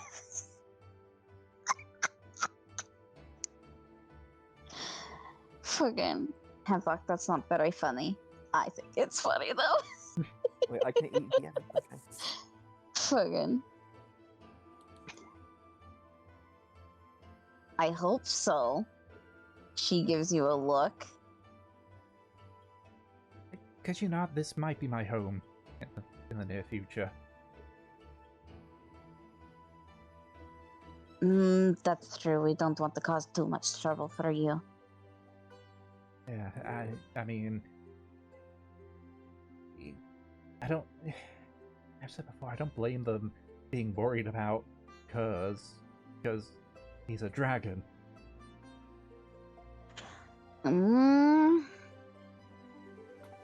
I suppose, but I guess I can't make people think more positively. I mean, if you do stay, they'd have a big fucking dragon on their side. That's pretty fucking cool. Yeah, that would be cool. Yeah, I think maybe. Well, they're not doing what I was worried that might happen, where they just what the Republic would do when they found out there would be a dragon and just kill it right away.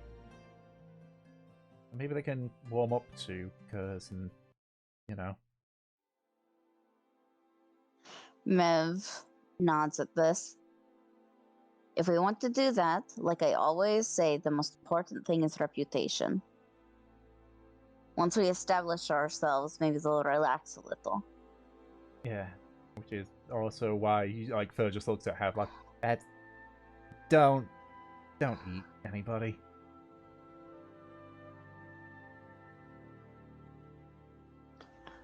Also, I didn't take you as one of those. What the hell? Freaking didn't take Havelock as a cannibal? Me neither. Who the fuck would?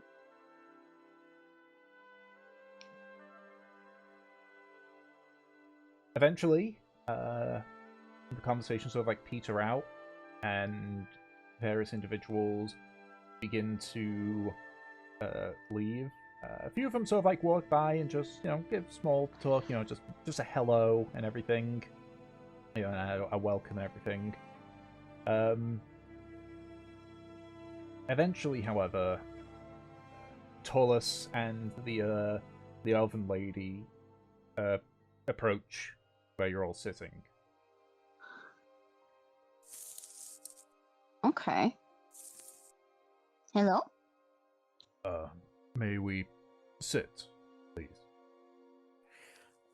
It's your table. Of course, yes.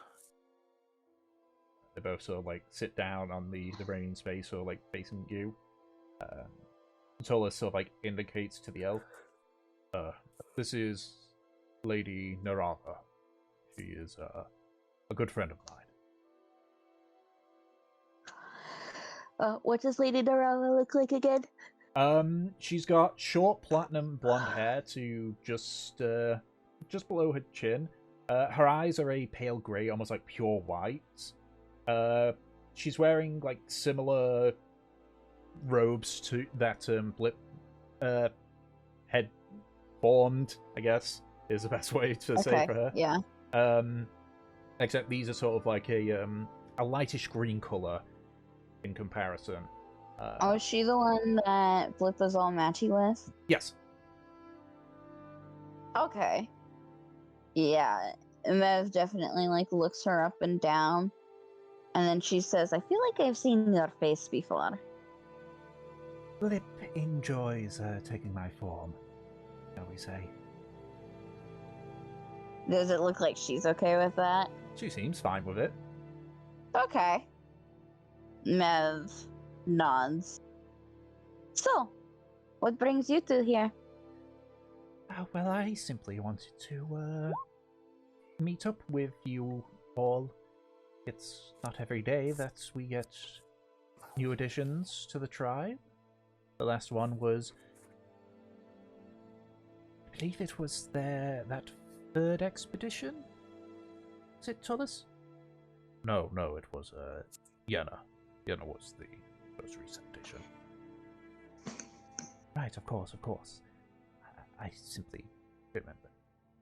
I understand completely. Right, well, yes, it's simply as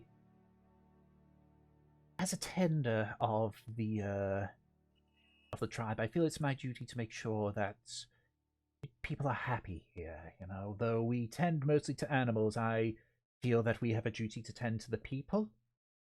So I simply wanted to be introduced to you all. That's simply all. I know Tullus here has his own business to discuss with you, which, I mean, I can simply continue on my duties. No, it's fine. I don't mind you listening in on this one. Right, well, so Tullus has told me a bit about yourselves. So, like, points towards you, Aki. A Krisk, I believe? Indeed, yes. Points to Mev. You're Mevelair. Mm-hmm. It's killing. You're Kindling. Points to Havelock. You are Havelock, if I recall. And points to Fur. And, I mean, Tullus, in his update, said directly, but I know you're Fur with the dragon, yes? Yeah. He has a name. His name's Kurz. Kurz. Right. I'd be quite interested in meeting this Kurz. I'd have to see if he's okay with that. You know? Oh, of course. There's no rush whatsoever.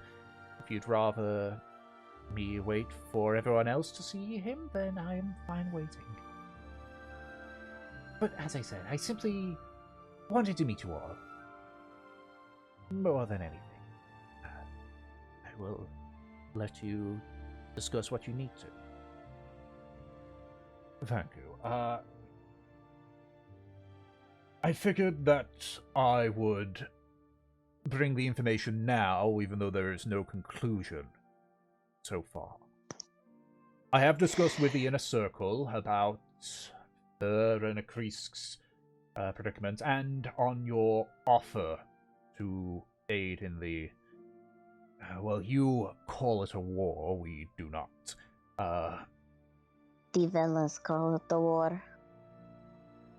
Well, Is that what they were called? The Velas?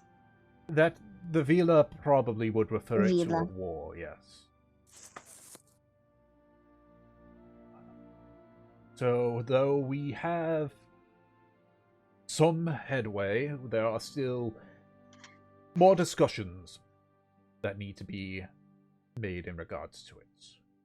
For you, Akrisk, a member of our circle has expressed interest in your mark based on how I've described it to him. Though, he sort of like looks at you almost like in a disappointing dad look. I get the feeling you might know about that part. Oh. Which part do you mean exactly?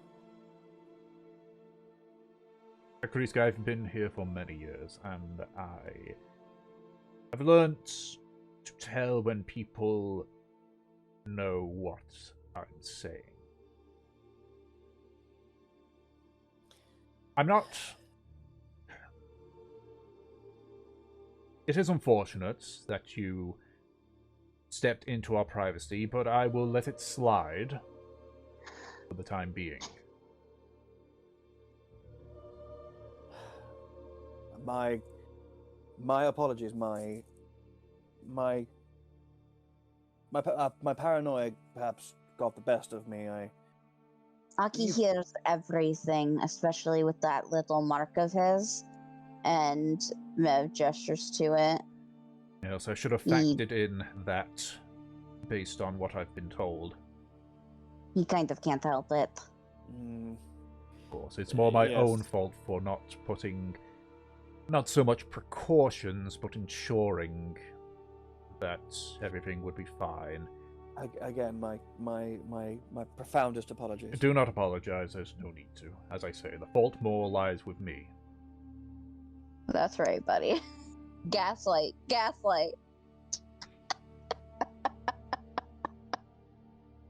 The member of our circle has knowledge of what that might be, though he is having to consult some records. Plus, we would need to ensure that it is genuine. But that would require the aid of another member of the circle, which I am not for. Narava speaks up. I know that you have your reservations about Mother Merc, but she has shown herself loyal the entire time she has been here. It is not her loyalty that unnerves me, it's her methods. Well, she hasn't done any long-term damage to anybody, so I think it will be fine. Even so, I would rather we follow this trail first before enlisting the help of Mother Merc. Anyway, once we have a more definitive answer, then we can discuss if any rituals that we know of will suffice. Currently, the idea being thrown is a simple recollection ritual that almost brings you into a lucid dreaming state, back to a previous memory. If you don't mind me asking, how long ago was it when you were having these visions? How long have we been adventuring in Karmora for now? About 2 months, nearly. Couple months, yeah. I'd say 3. Then Aki says,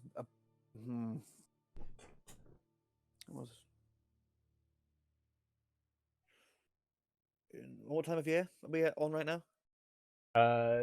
As in, like, the actual, like, calendar year? Yeah. I need to get my old notes. Sorry. It's fine. I still have them, I just really should transfer them over to Evernote. I think it was, like, 1457, but... 1450. 1450. Allure 70... 739.18. Okay. Yeah, so Aki goes... It is early winter. Roughly for the last 5 months, probably. Good. The ritual is less effective the longer it has been. It gets fragmented, you see. Though, if it involves visions... Narava, do we actually have everything? Well, we do, but we're missing a ingredient to guarantee its success, but that wouldn't stop rituals happening. Further discussion with the inner circle I'll need to do, I assume. Probably. Right. For yourself, Fur, we must consult further with a daughter of the Everglade, but it might be possible to sever the link between you and Kurz. Though, again, it is not something I am particularly keen on. As I had mentioned in my update to everybody, Kurz is free to roam around, though he must remain chained at all times. I cannot risk a dragon going rampant around my village. Well, Understandable. what about if I decide to stay? Like, what would happen later on? We are discussing that, but this might be a long-term arrangement. So why, he's going to be chained this entire time? There is a potential of that. I cannot deny it depends on how the rest of the village feels in regards to it, more than anything. And also, if Kurz being free to fly and travel as he wishes would cause risk to the tribe.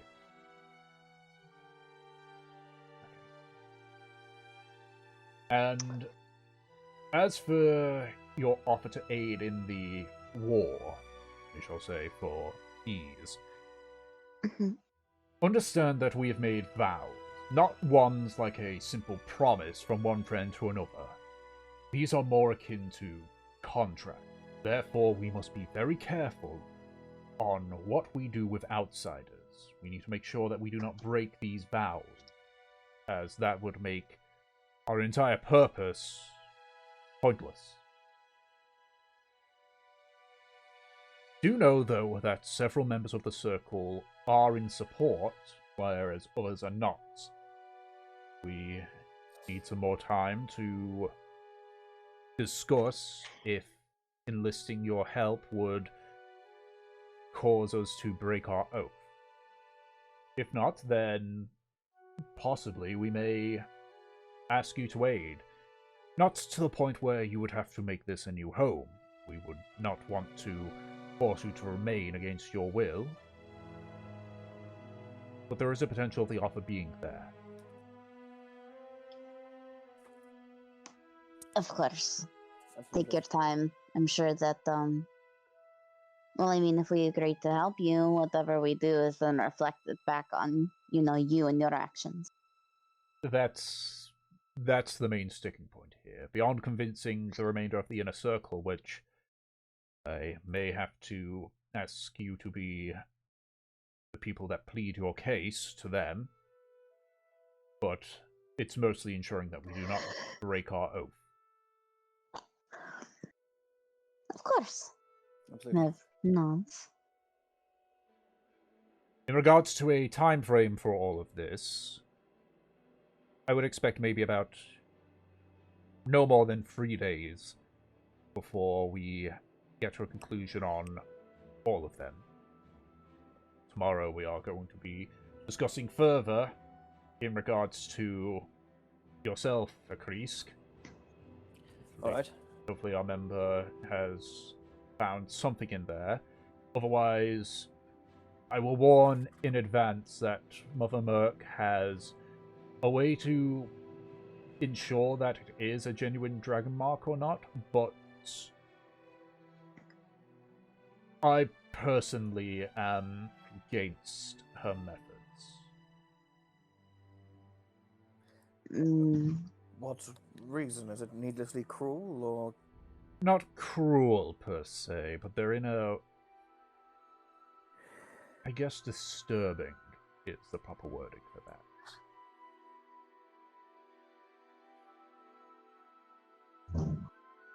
I can only promise that whatever her method will be, it will not have a long-term effect on you. Right. Okay, and I'm guessing her methods are known only to... So I wouldn't be able to know what I was getting myself in for. The only people that have met Mother Merc is myself and other members of the Inner Circle. Alright, that's nice and reassuring. Okay. Yeah, I was gonna say that's really helpful. I'm known Mother Merc for quite a while. It is true her methods are a bit unorthodox, but with all the individuals that she has met, she has never once caused harm or killed or anything. It's just she's a bit odd, shall we say. Right, okay.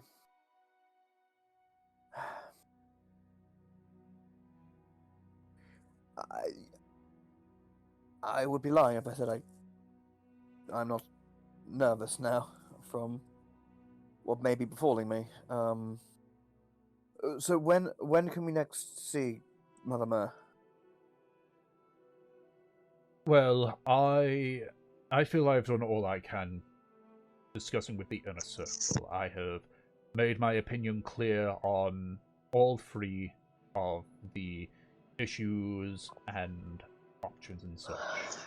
Therefore, I intend to remain here in Rhethrim for the next few days, so that the inner circle can find their answers. I can do a few bits of work that I've been holding up on. And should you have any questions as well, as I'm sure you have many. I can't guarantee I can answer all your questions, either because I am sworn not to, or I simply do not know, but I am an ear that can be lent.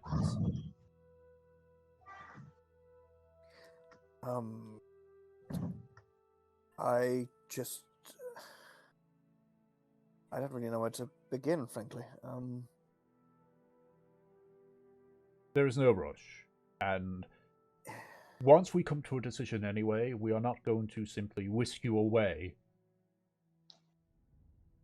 You would simply say when you are ready for whatever it is that we need to do. Right, okay. Essentially, once we have come to a conclusion on everything, it is you that chooses the time. So we must choose the place. Okay. Now what about Fur and Kurz? If Fur and Kurz wishes to remain with us, then she is free to. However, there are restrictions for Kurz. At this point, Lady Narava speaks up. For the record, I've been adamantly against this. What? In the event that Fur does not wish, or we cannot sever the link between her and Kurz, then she is free to remain here. However, should Kurz be spotted by the outside, then she and Kurz will have to leave immediately to avoid risking the tribe. Because of this, they do not want Kurz to be visible if possible, which means I'm aware that dragons can fly. He will be forbidden from doing so. Depending on how the tribe feel about him, he may have to remain chained for his entire life. Mev immediately stands up at that.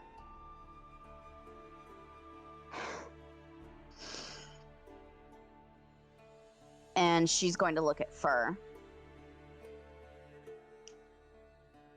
Fur's just looking down at the table. Mev goes to the other side, grabs Fur's hand, and she's going to make her get up. Come on. Okay. She's going to walk away from this conversation. She's going to start heading back. Okay. Yeah. Should Mev continue, or do you guys want to continue first? Let's have the conversation with the Vega Party continue first. I Just will to keep the say, flow going. looking back to Furs and Mev, I will say to Talus, I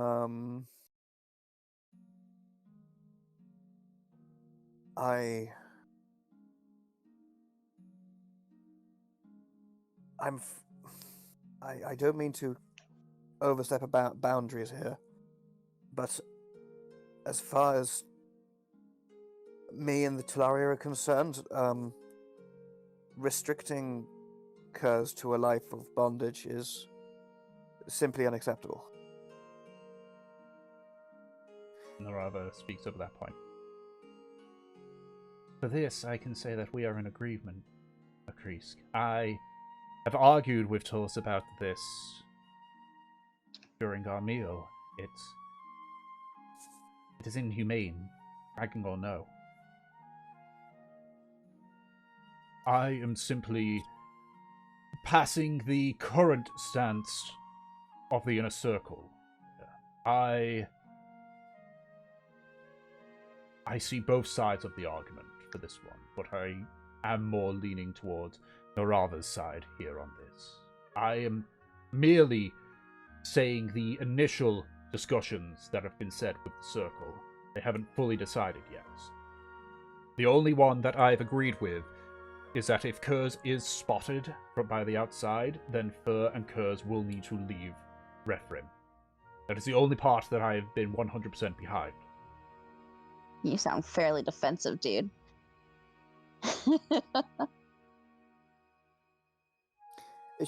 Was that said by... Mev isn't here, is she? That's me out of character. That guy is super fucking, like, trying to defend himself right now. Yeah, yeah, there's no accent. Aki goes, and yet you have no way of persuading the council, who are clearly seems to be ruled, whose judgment is clearly being clouded by their own fears. Okay, I can understand a restriction on a sense of keeping it safe, of keeping it hidden from the world. Although to be fair, even in the jungles of the Mirag, okay. But would it be possible to convince the council otherwise that their fear is unfounded? Or are they so stubborn and stuck in their ways that they will not see reason? Narava speaks up. I have... So Silverlight begins to speak up before she just with her hand just like stops like, I'm fairly sure that if he's listened in, he knows that I'm part of the inner circle. I've been arguing on the side of allowing Kurz to roam free.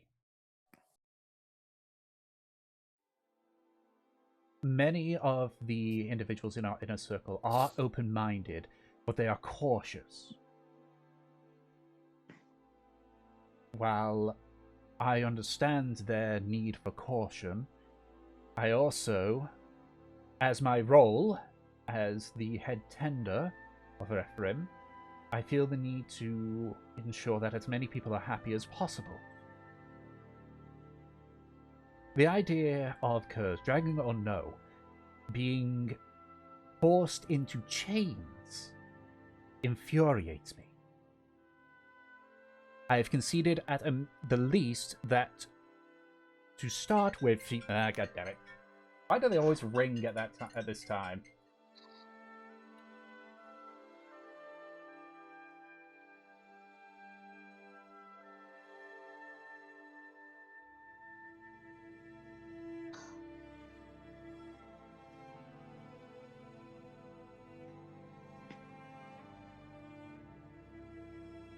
Having a good time, you guys? Yeah, so. Yeah, I'm doing alright. So dragon racism. Dragon racism, fucking. So yeah, I think I do love how just like she's been trying to fucking get the idea of curs and chains out of their head, but she's conceding on something. Yeah. Yeah. The only part that have willingly conceded is, to begin with, for now, while the village gets used to Kurz's presence, that he remains chained. But I've made it clear that sooner or later those chains need to be removed.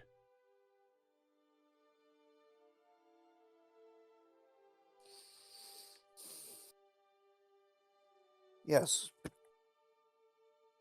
There's so many flaws in the idea. Like, if Kurz is kept here in perpetuity, eventually he will outgrow the settlement. It will have to be someone's responsibility. I presume Furs to keep him fed and healthy, but she cannot do that on her own. Chances are you'll need an entirely new tender just to focus on Kurz. And that is fine. I am perfectly fine allowing that to happen. And in the time it takes for Kurz to grow to that size, I'm sure we will find a way. Or who knows, maybe the world will change to the point where they are more accepting of him.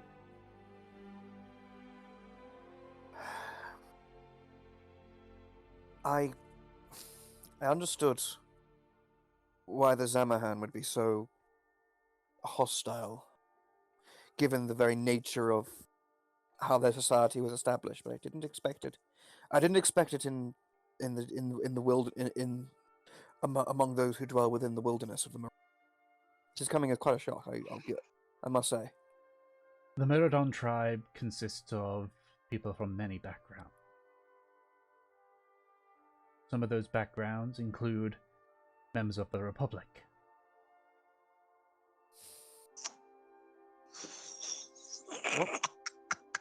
What? That just fucking. I feel like that hits. That the Republic's still fucking here.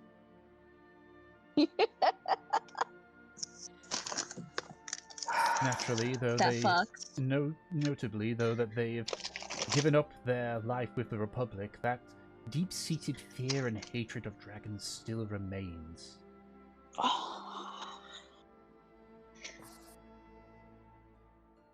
But that's the concern here. For Kurz is not a normal dragon. The one who dominates the nightmares of those of the Zamahanian background was, by the sounds of it, a wild, selfish, vindictive beast, meaning for nothing but its own splendor, and no matter the destruction it caused. Kurz is not like that. He is not yet of an age where he is capable of speech, but a member of our party has been able to may be able to speak. She has an. I was going to say I don't want to speak without. I don't want to speak without her present, but he has not caused any of us harm. He has not acted in any selfish manner, and besides, as many of us can, as Fur herself can testify, he is of a noble spirit and countenance, and we will endeavour to convince the council of that fact. As someone who is sympathetic to us, do you have any inclination how we would be able to sway others to our way of thinking? Well, first, Mercer Crease, you don't need to try to convince me. I am in agreement with you. Kurz is not Easeleaf. Kurz is Kurz. We shouldn't judge him based on an ancient dragon that nearly destroyed this place. The fact remains is that there are people who have came from the Republic, who have left their lives behind, and during their time in the Republic had it drilled into them that all dragons are evil.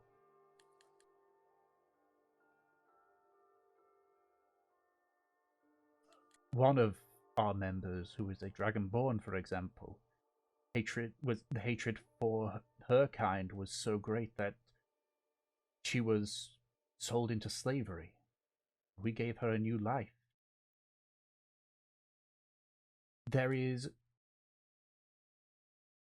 as I say, you do not need to convince me of anything. I am firmly on your side. As I say, the only concession I have made is that while people get used to Kurz, he would need to remain chained. But as I've said, those chains need to be removed, and he must be free to do what he wishes. You don't need to convince me. It is the others. Sorry, I apologize.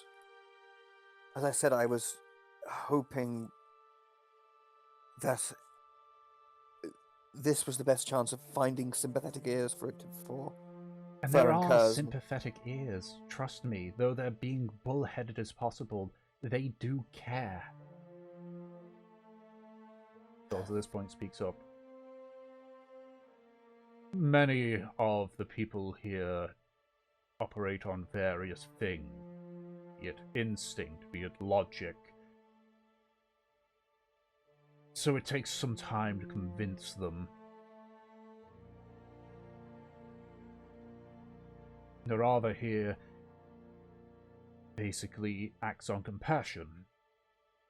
For example, I try to act on just trying to compromise, which I've been told many a times is not ideal, but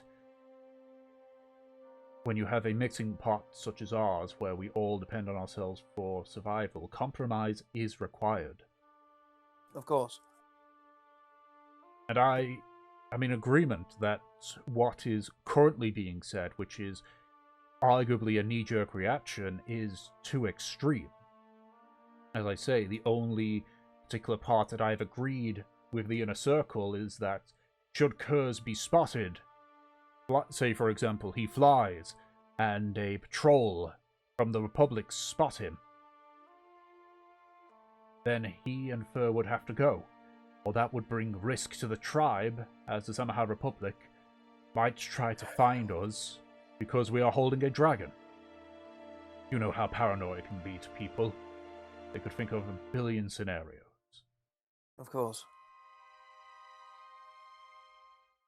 The issue of Fur and Kurz is one that is still being discussed. I came to a conclusion. And, for all we know, there might be a way to sever the link between Fur and Kurz, as mentioned. Which would mean that Fur could remain here and Kurz could go off into the wild and be what he wants to be. We're on early days. And yet, what in the outcome if the if the soul link is severed between the two of them, Kurz, of his own free will, chooses to remain at Fur's side? Then the discussion begins again on what Kurz can and cannot do.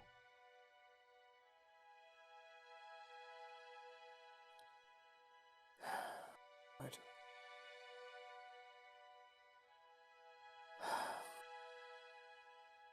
I suppose for the time being we may have to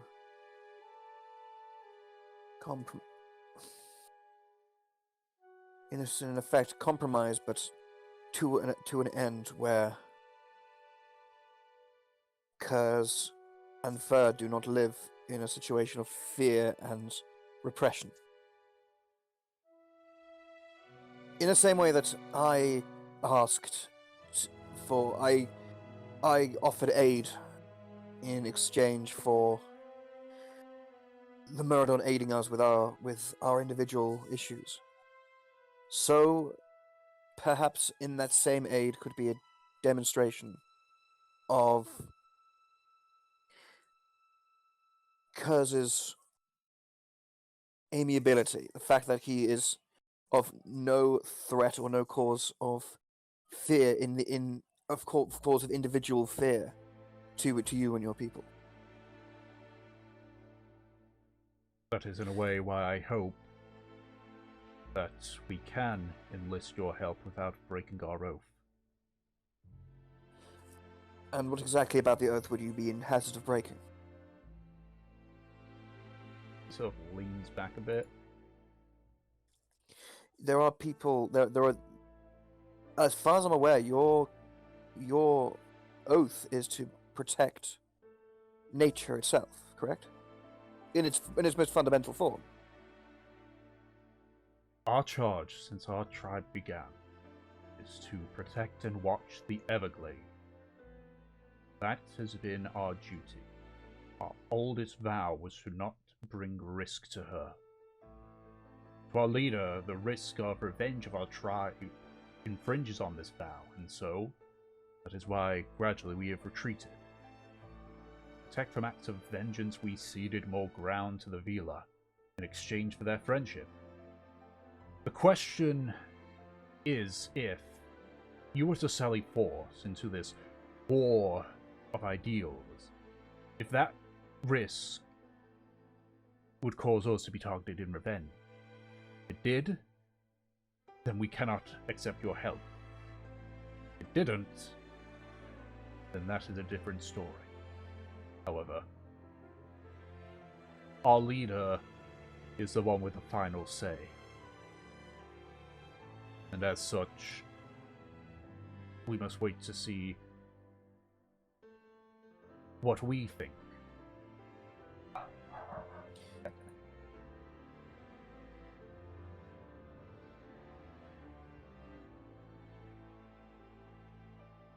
Politics. And Sayaki goes, Oh my god. so, wait. Do you fear Tom's that... not even here. Oh, man. Okay. I'm not looking at Michael Port. I love speaking on behalf of people who aren't here but can still hear me. Yep. Yep. Because then it's like, oh, they're gonna kill me. But he's in a way trying to take responsibility for that. Yep. He's trying to be a leader. Mm-hmm. Anyway. Leader. He's trying to be a leader. Okay, Kermit. Yeah. Kermit the Frog. I have like 20 minutes, maybe. Okay, so we can. So, how long do you think Mev's rant about Fur and Curse is going to be? I don't fucking know. Yours is gonna take about 50 more minutes. Okay, I can wrap up. Leave me alone. Yeah. I mean, the conversation was still like wrapping up at that point. Anyway. It was, yeah.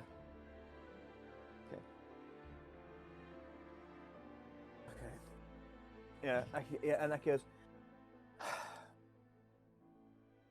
Okay. Of course, this all is dependent on Fur's own opinion. I do not mean to and rob her of her own free will, but perhaps for the time being, if it will dissuade, if it will calm the nerves of those who are more easily jangled. Because let us prove that Kaz is safe,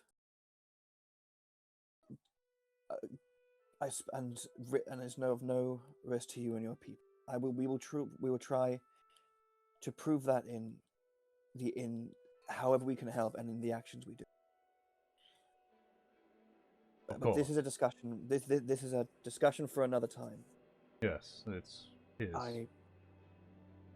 If you need any of us to perhaps give testimony or something of the sort to the council, you can always ask. Of course. And as I said, if you have any questions or wish to discuss on anything, I will be in Rhethrim for several days while the remainder of the circle decide on what it is that they wish to do. Right. In that case, I'll leave you to the remainder of your business. Cool. Phyllis stands up and walks away. What was the name of the woman again? Narava. Narava. And Aki says to Narave, like, and it was a pleasure to meet you as well, Mom. Perhaps we could be rather vital allies to you. Of course, yes. He looks in the direction that Mev and Fur went. Though I would like to, at one point, speak with those two, especially Fur, to Of course. apologize for Well, we have... Tullis's blunt words. Indeed. Well, we have several days ahead of us. Don't worry. There will be time. Of course. He stands up, just a short bow before heading off in a different direction to Tullis. Yeah. And as seeing them leave, Aki just does a big sigh and gets back to eating his now rather cold food. Mm-hmm. All right, Mev. Yeah. You are... Take one long, deep breath in. Yeah, you are dragging Fur away. Yeah. She's pulling Fur away. She's heading back to the cabins. Does Fur say anything? Nope. Do anything? No. Eventually, when she kind of feels satisfied with the distance and making sure no one else is around, Mev turns back to her. How's she looking? Make an insight check. Excuse me.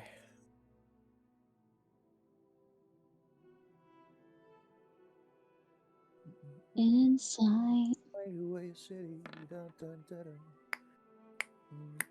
You haven't seen her look this defeated or upset outside of when you had first met her and realized her predicament.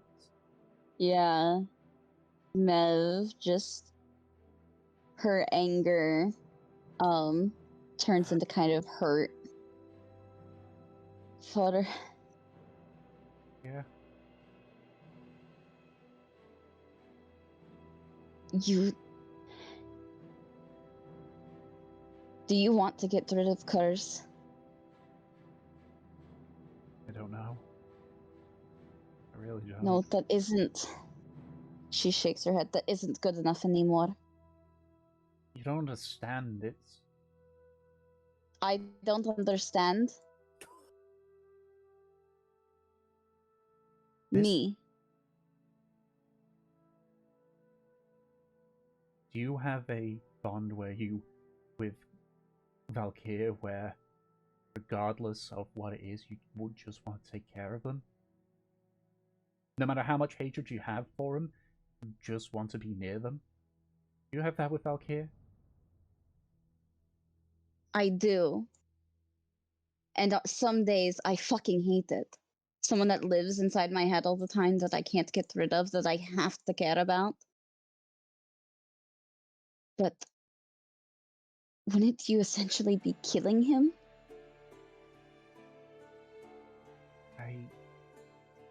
That's the thing. I don't know. If anything, regardless of whether they can separate me from Curse, I don't want him to die. He's done nothing to deserve it. He cares so much about you, Father, and I know you know that. He's a person.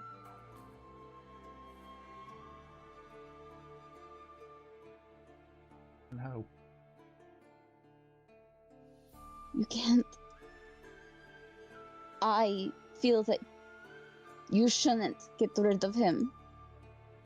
He's part of you. And even if something were to be successful, living his whole life in chains,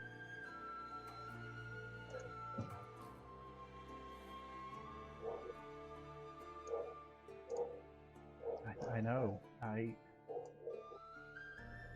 He was essentially in a cage before I met you all, and I feel like I've potentially walked him into another cage.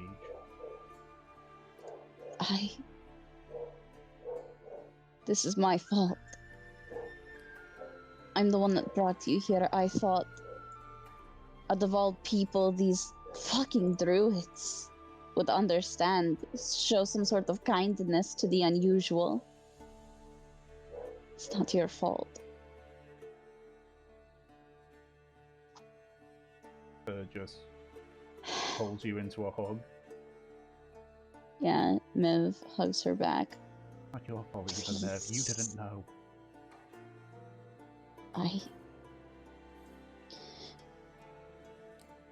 Please don't stay here. Please come with us.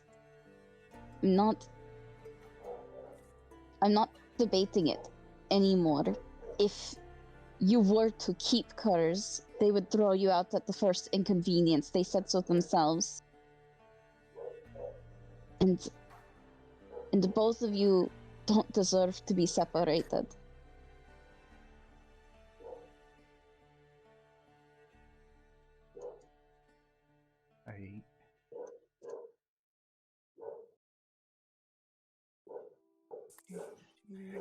I feel these lot know something. I need answers from them. I need something. Even if it's not about severing my connection to Furs. What we have, the fact that we need to be near each other is dangerous. It's not like Valkyr, where he just stays in your head and he only appears when you choose to. Whatever it is we have to be near each other. And in a place like Karmora, that is dangerous. Hell's, it's a chromatic dragon. Every story about chromatic dragons is that they're evil. Curse may be an exception to that, but the world doesn't know. We need to know what they can do. If the only thing severing the link, then maybe to ensure that we don't put ourselves in danger, that might be the option. If there's a chance that it can be, well, we still have the link, but we're not constantly drawn to each other. I need to know. I need answers, Mev. And I don't know if staying here to find those answers will be worth it. I'm scared. That's what I'm worried about too. Will it be worth it to know? Don't know. Just don't know. When you feel like Palyasha getting wet with tears. Mev squeezes her tight.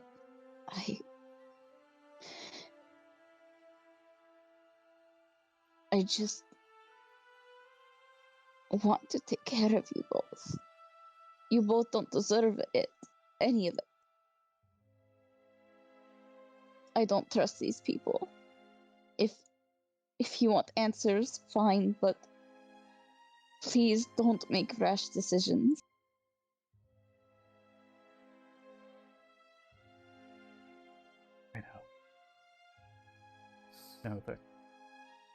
I know that you and everyone in the Telaria wants to take care of us.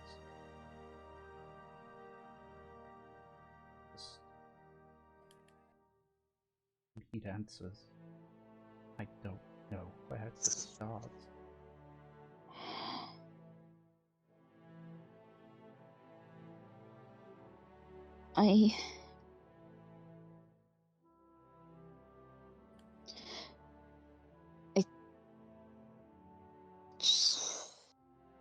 It seems like Mev's trying to get something out, but she keeps hesitating.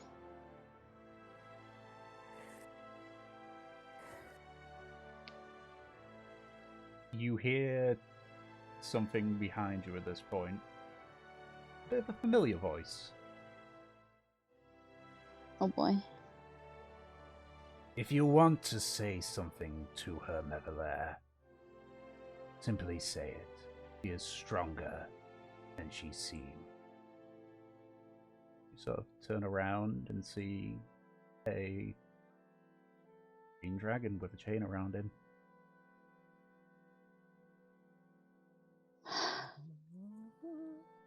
Is he speaking, or... You didn't feel a connection in your head with him? Oh my god. Son of a bitch, seriously? Mev stands a little straighter and turns around looking a little surprised. You did it. Warms my heart to know that you care so much about us. Despite only meeting us a few days. You can see his mouth is moving best it can as a dragon.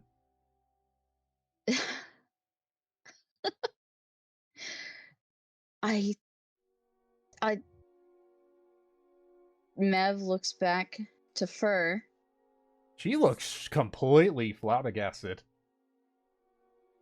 This is what I wanted to say. She gestures towards Kurz. He's so much brighter than you could ever understand.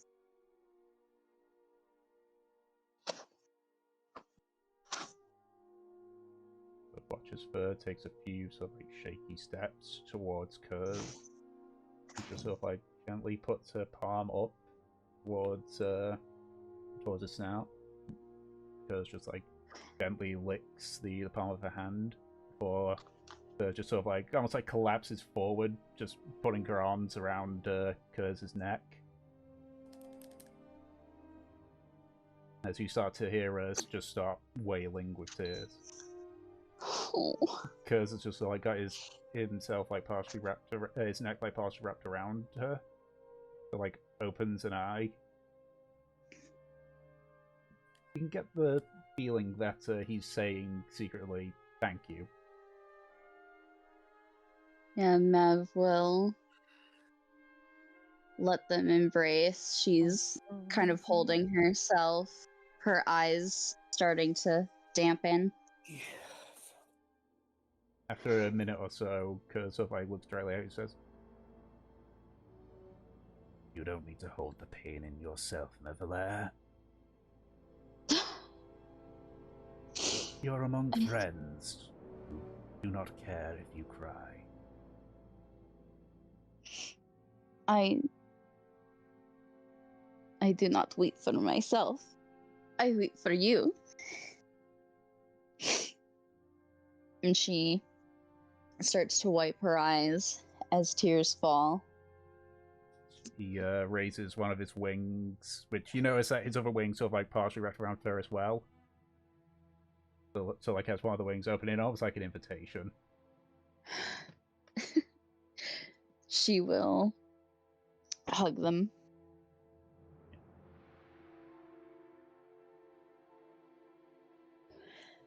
For a few minutes of tears and crying, eventually you both sort of let go.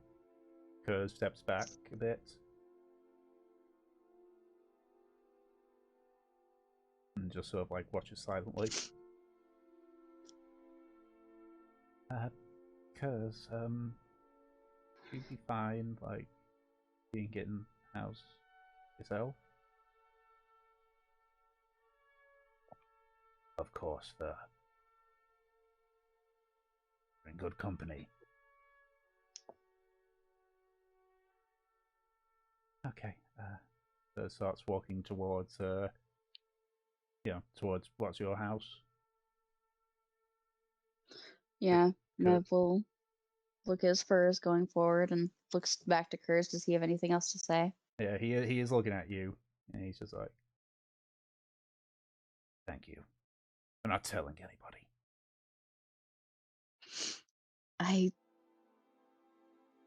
You caught me right when I was about to crack.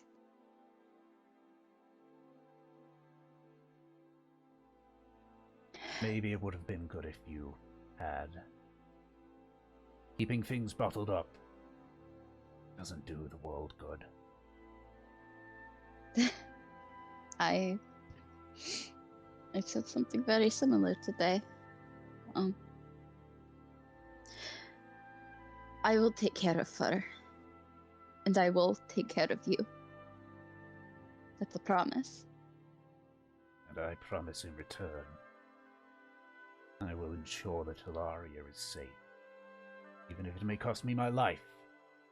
Though, I know what you're going to say next. I'm not going to blindly throw my life away. But I know the advantage I have above all of you.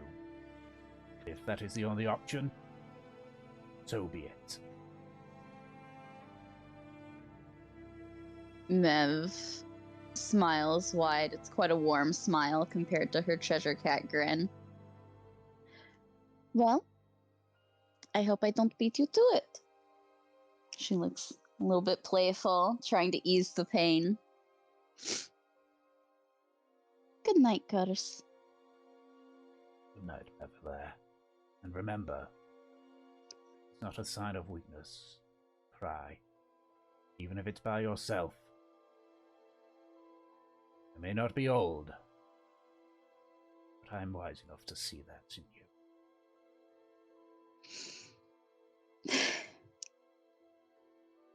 And like how you have stayed quiet about our talks, I offer the same.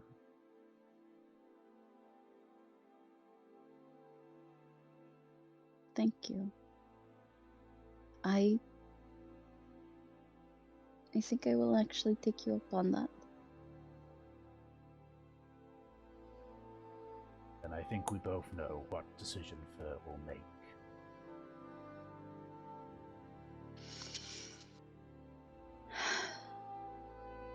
Yes. Much as he slowly turns and heads back to Fur's particular house. Yeah. Mev will go follow Fur. Alright. And as you do Fur that, and Curse. that's what we're going to call it for this session.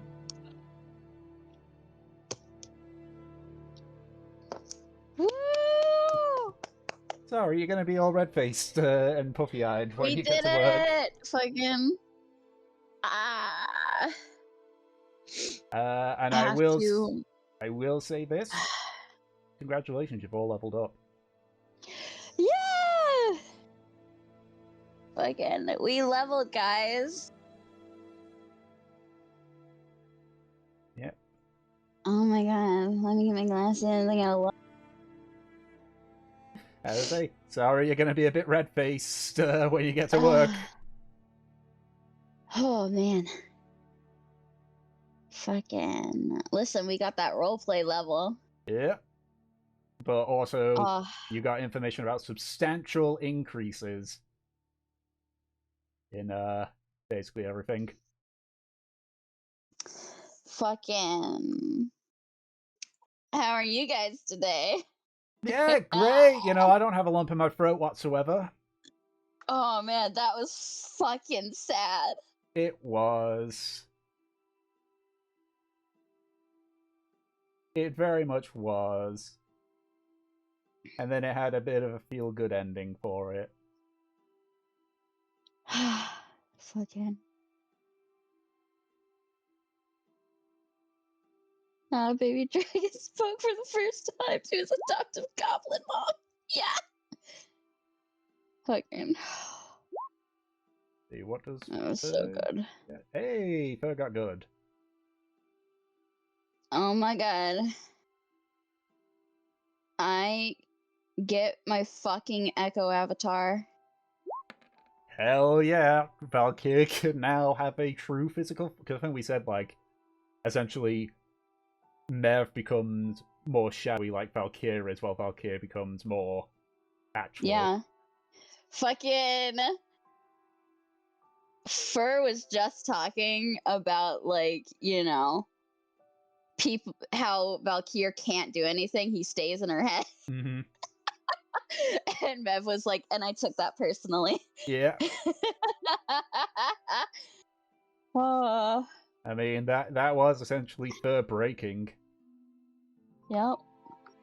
I like that, though. That was, like, Mev and Fur are both such conscious and reserved characters in their own right. Both of them just fucking shattered on the floor. Yep.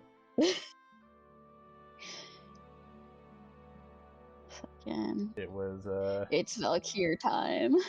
Yep.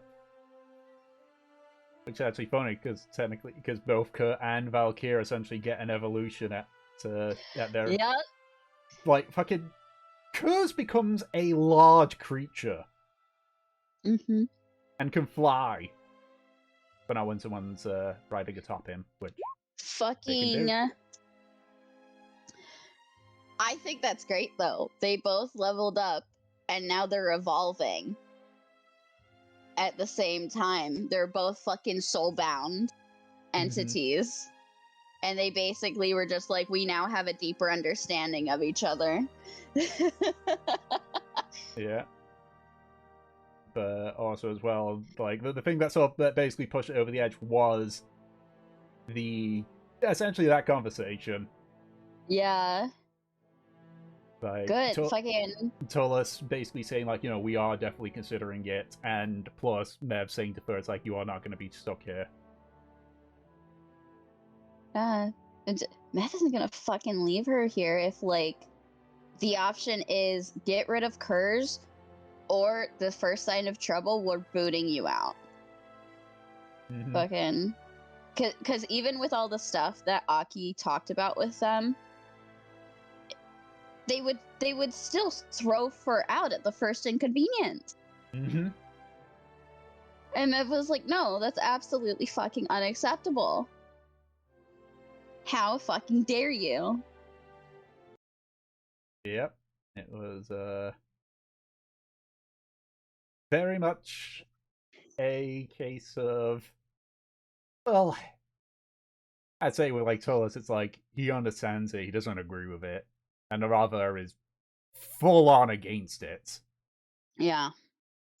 I appreciate that some of them are in their court, but definitely from Mev's perspective, she was like, fuck no, I'm not letting you fucking do this to my friend. Oh, yeah, well, I mean, Mev operates more on, like, emotions than, like, logical stuff, so, you know, like, that's... She is such a emotion-driven person when it comes to people.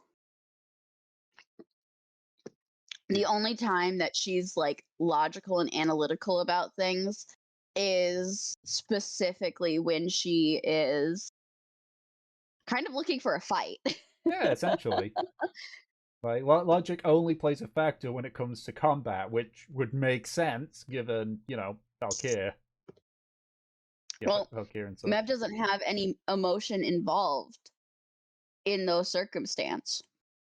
She becomes completely disconnected from it. But when it's so much more personal with her friends, she becomes that much more emotionally aware. Yep. Yeah. Needless to say, this is going to be an interesting development because, you know, has difficult choices to make. She does, fucking. Yeah, not to mention making the valid point of, well, okay, if they can't sever it, there has to be a way so that we don't need to be practically glued at the hip. Yeah. Okay. Mev's like, what do you mean? I'm always glued at the hip. Yeah. It was interesting amount because it was clear that Fur was at a disadvantage, but I feel that she was still able to get like the occasional like, okay, you have a point. Yeah.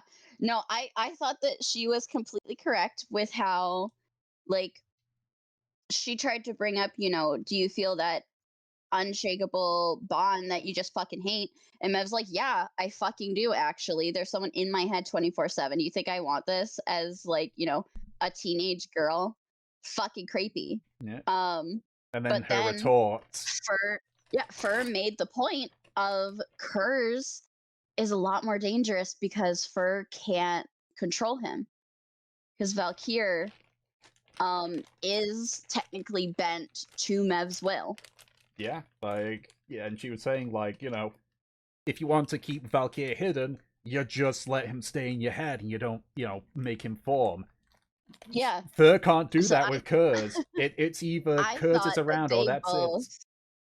They both had wonderful points to each other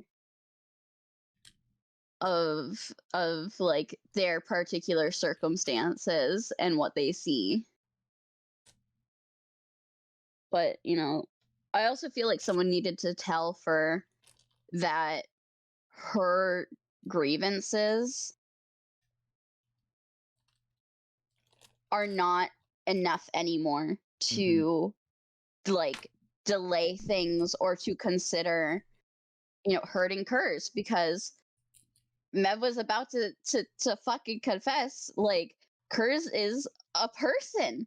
You know, he talks and he understands things. It's not just like you're mercy killing a baby. Mm-hmm. Like, no, you would actually be taking a life.